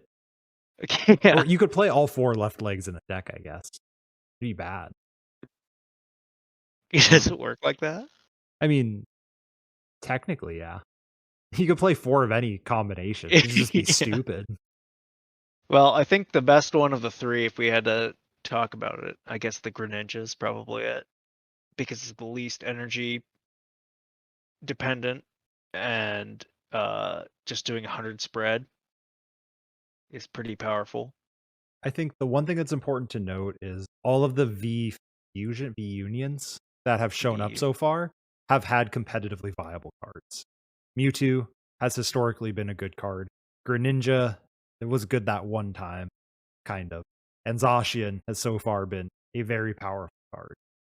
So it's not unrealistic to think, because they tend to print the same Pokemon as good over and over and over again. Sorry, Flabebe. Actually, wait, Flabebe was good for a while. All right. I think it's got to be a gimmick, because we just saw today the new Mew's coming out that's going to have Mew3's attack again in some way. So I think it's probably a gimmick, but it looks fun. Londro asks, Ice Rider, is it going to be consistent? I don't know how much thought you put into Chilling Reign so far. Put in basically 0 thought. That's a good amount. But it's probably okay. Like, it has this new supporter, which is really good, right? The Melanie. weather thing. Yeah. Like weather from Discard. the discard pile, right? Yeah. I'm not sure. Card's probably okay. Water is nice to hit fire for weakness, but then you probably have metal weakness, so that's also kind of bad. I don't know. Might be a fine deck. There's I've very quickly just looked at the cards, and there were a lot of cards which look really good, and maybe not really good, but good, potentially interesting. And Ice Rider is definitely one of them. Cool. A wild it was in Mello's top 3. Yeah, I think it's a good. Well, it was number 4. I mean, it was close enough. Yeah. Was it number 4? No. Yeah. What was spoiler to the YouTube video, which everyone should go watch. Path was number 1, Shadow Rider, Blaziken, and then I'm pretty sure Melanie, and then Ice Rider. So it was number 5. Okay. Or maybe Melanie, then Blaziken, whatever. Yeah, I think Blaziken looks really cool. So I want either Houndoom box or Blaziken box. Feel like just very fun, enjoyable decks to play. I just like Blaziken is probably the first thing I'm gonna try out. But I don't know, maybe, probably. Figure with. Are you thinking Zero Aura? Are you thinking with Rapid Strike? Are you thinking with both? Would technically work. Zero Aura looks like a really good partner, right? Also, they kind of cover the weaknesses, which is nice. So you don't just have one weakness that you get destroyed by. Also, it's probably really good with Cheryl. Cheryl is just a really good card, and you just get energies back. You can heal. You can retreat, get the energy back, and that sounds really good. Play it with Octillery. Yeah, you could even play Octillery. I don't know. You can probably do a lot of that card. It doesn't really have any like obvious way that you have to play it, like maybe some other cards, but it seems like a card you can do a lot with. That's what I'm excited for. I just love Optus. That's why they're giving it to us. Yeah. Mewtwo's fun. Pikarom was fun. Back when you had the Zapdos, Jolteon, Zero Aura, Pikarom. box. It was great because like you sat against someone playing Zapdos, and you could make them think you were a Zapdos deck for like the first 5 turns of the game until you eventually go bench peak, attach, Cocoa Prism, Thunder Mountain, full blitz, and they were like, like my sledgehammer turn's gone. And how about Coco GX? Ooh, yeah. Coco GX was busted. I missed that deck. Like, there has been a lot of cool peak decks, also Mewtwo decks. I know tag teams are hated a lot. At least looking at Twitter sometimes, it seems. But I think Twitter. There were a lot of cool Pikarom decks, cool Mewtwo decks, and a lot of other tag teams that had really interesting decks. So yeah, I think the mechanic, even though it was maybe too strong and pushed out other things out of the format, the mechanic itself was pretty cool. And the decks it created. Also just like GX attacks. Those are just fun. Yeah. Like GX attacks and GX attacks which get stronger the more energy you have, that's really cool. It feels pretty balanced. Like I'm looking at the Guzzlord one or whatever, or Mega Sableye. It took 10 energies to mill 15. That's a dream. It's like that's 10 energies. Go for it. Or the Baby Trio, like 16 energies. All right. Pulling off the Sabletar is technically possible and feels really good. Mostly an expanded Dark Box, where it's just like you just kind of power stuff up slowly enough, keep just enough energy on board, and then it's not common, but when you pull it off, you're. But now with Moltres, it's possible to play some Dark Box again, right? Like Mewtwo, Weavile, Moltres or something, and maybe you can pull off the Tyranitar. Was that Taiwan or Japan? But Robin, did you watch the stream? Boo, I know because we were together during it. Yeah. Did you watch the stream with the Dark Box Mewtwo player against an ADP? It was nasty. So turn 1, ADP goes first, does whatever. Next turn, they go attach to Mewtwo, use Hoopa to find the Rare Candy Hydreigon or whatever they needed. Turn 2, they go Rare Candy Hydreigon, 6 energies, and they use the Umbreon Darkrai GX full effect on the Mewtwo or on the ADP. ADP does nothing because they can't play trainers. And the next turn, they go Boss, Sabletar, Dedenne for 3 prizes. It was so disgusting. These Hydreigon decks have some real high roll potential. You can play the deck right now, even right? Just Mewtwo Hydreigon with the things. Yes, it was pretty fun at the beginning of the season, I think. Why isn't it relevant still? Tord liked it a lot too. Maybe it's still like it. There was just back then there were not that many different decks, so you would naturally just like try out the things that are available, which was as Hydreigon back then.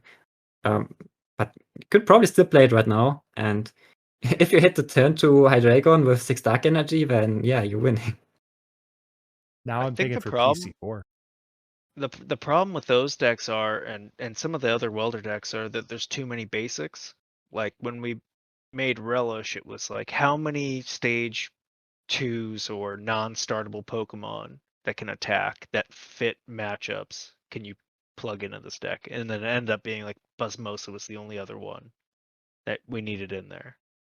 Mm-hmm. It's like, okay, you start Buzzmosa, still a good starter, I guess, because Mad Party was really popular at the time. That's like everything that's not Mewtwo is a bad, or Grookey is a bad start. That's kind of sad. Yeah. I mean, Eggrow is not great, but it doesn't feel terrible to start against non-welder. It's a good starter. It's your best starter against Urshifu decks, but against other things, if against ADP or something, if you have to attack with an aggro, it feels like you just lose. Against a lot of matchups, actually. Mewtwo's so much better. Yeah, it feels bad. Yeah, Eternatus.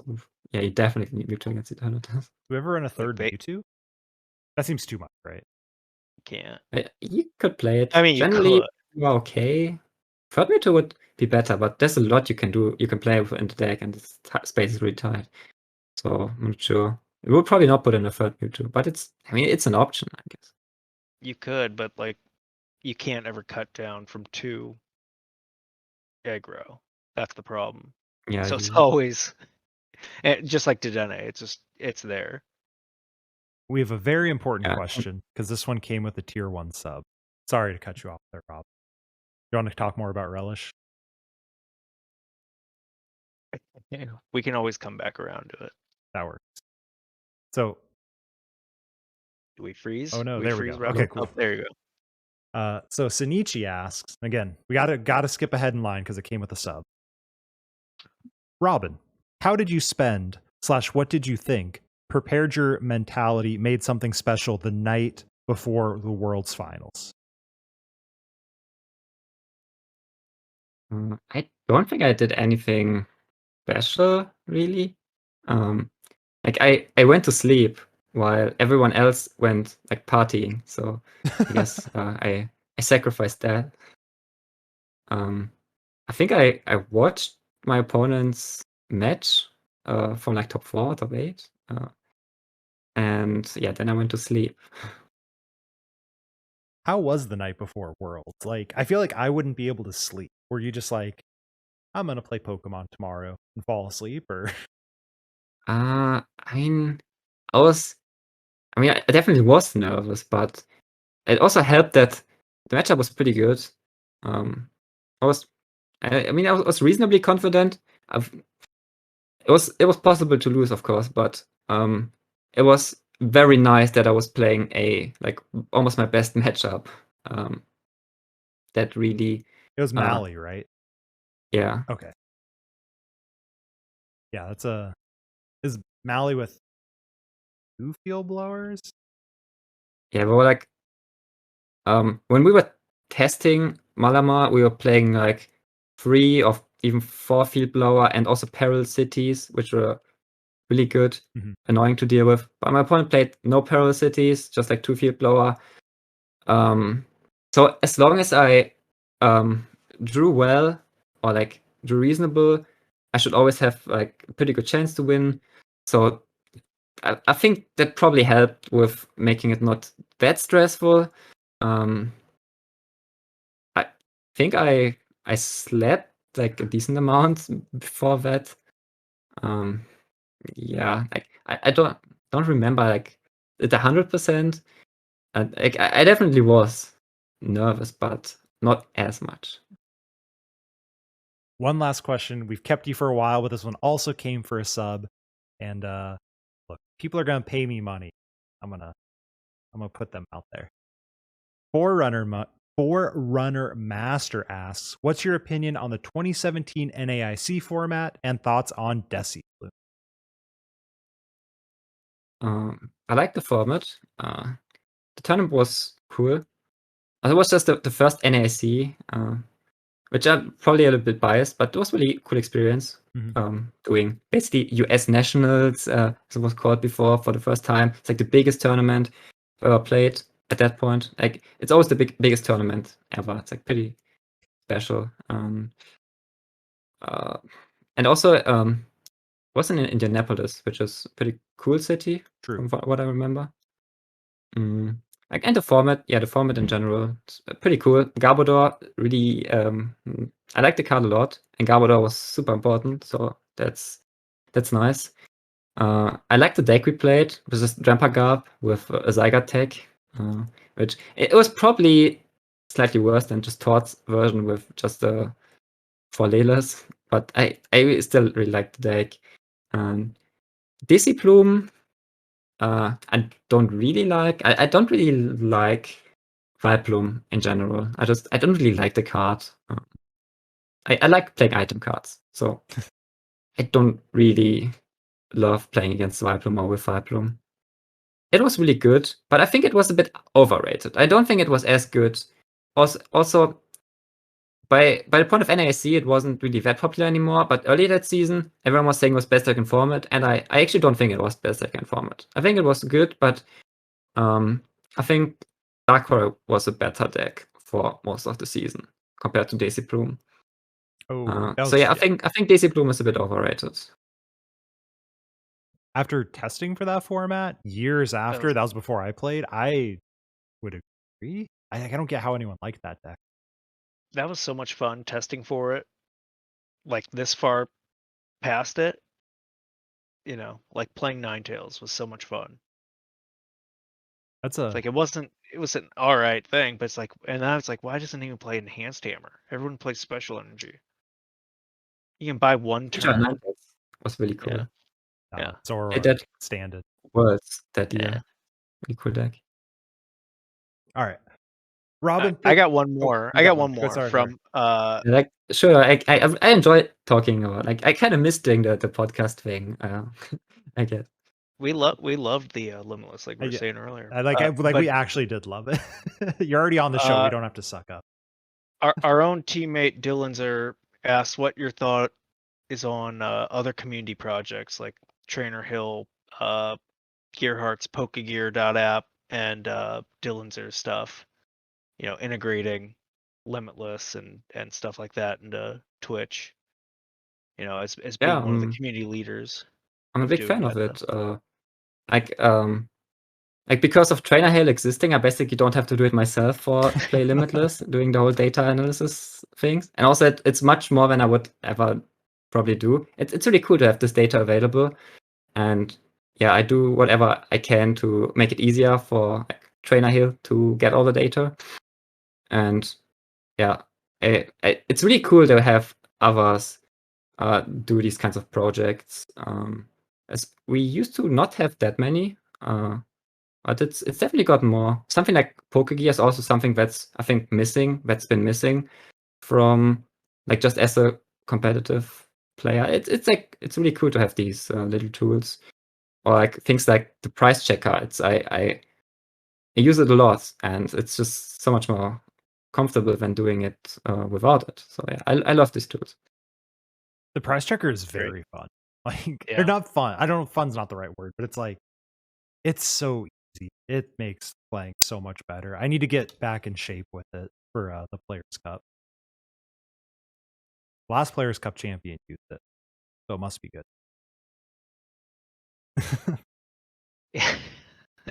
Robin, thank you so much for joining us. Yeah, shout out to Azul. Yeah, that one. And Dylan.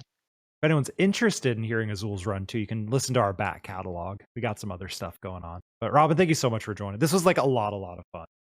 Yeah, thanks for coming on. I appreciate you sticking I also around. enjoyed it. Honestly, yeah, really. Good. So we can ask you back again in the future? Sure. Okay, cool. Hopefully after you win Players' Cup 4. Yeah, I try. See.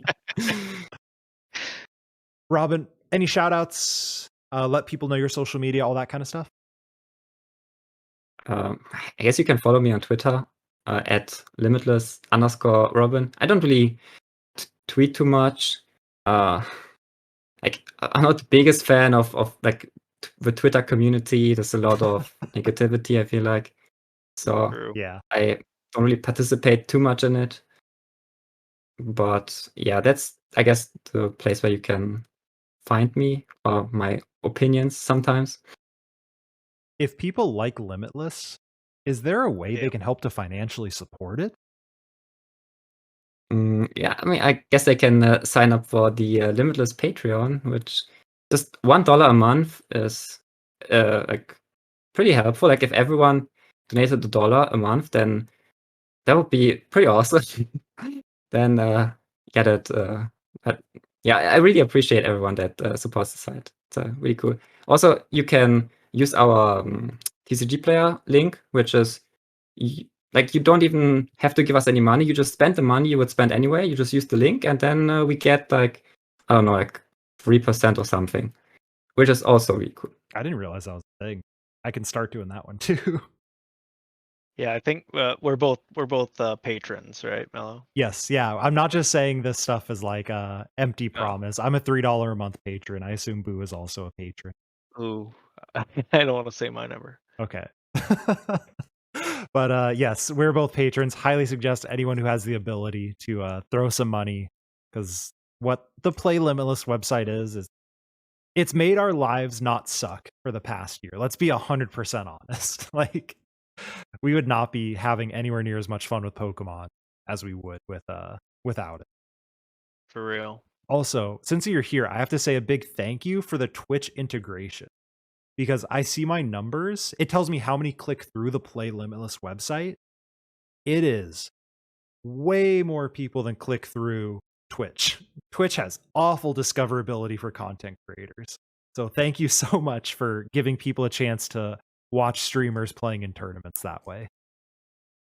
I also like that feature as someone who like just watches streams quite frequently. Like I don't really participate in chat too much because I usually do other things while like just like maybe have a stream in the background or something. But yeah, I really like PTCGO streams. So that's I just. So how bad were my misplays where you had to call them out? That was bad. You went from lurking to typing up like a paragraph. There was, I guess, one game. As I really didn't like that Darkest Tornado on the Rapidash. Which I learned from, so thank you. Yeah, Rapidash is always just like a trap. Yeah, you can go back and get it whenever you want. Like it's not gonna KO you ever. I mean, you're not wrong. Oh well, it's fine. If I play Relish in the Players' Cup, which seems fairly likely right now, I got the Victini matchup down. I beat a Victini that played Mimikyu. They're gonna say they prized their Mimikyu, but I beat them when they didn't prize. So it's free matchup. I don't think they prized it. Didn't they put it down like in game 3? 7th? They put it down, and so I just boss KO'd it with Agrao. Yeah, it was fine. In the second game, I remember there would have been a really good turn to put it down, but that just never came. So I guess it was prized in that game. Yeah. And the third game looked pretty bad, but then broken deck just still won. And Grant, where can the people find you? We were doing our closing. At Real Boosie K, all one word, Twitter. Cool. And you can of course find me at Twitch, Twitter, YouTube at mellow_Magikarp. And this has been another episode of the Lake of Rage podcast. We'll catch you all next week.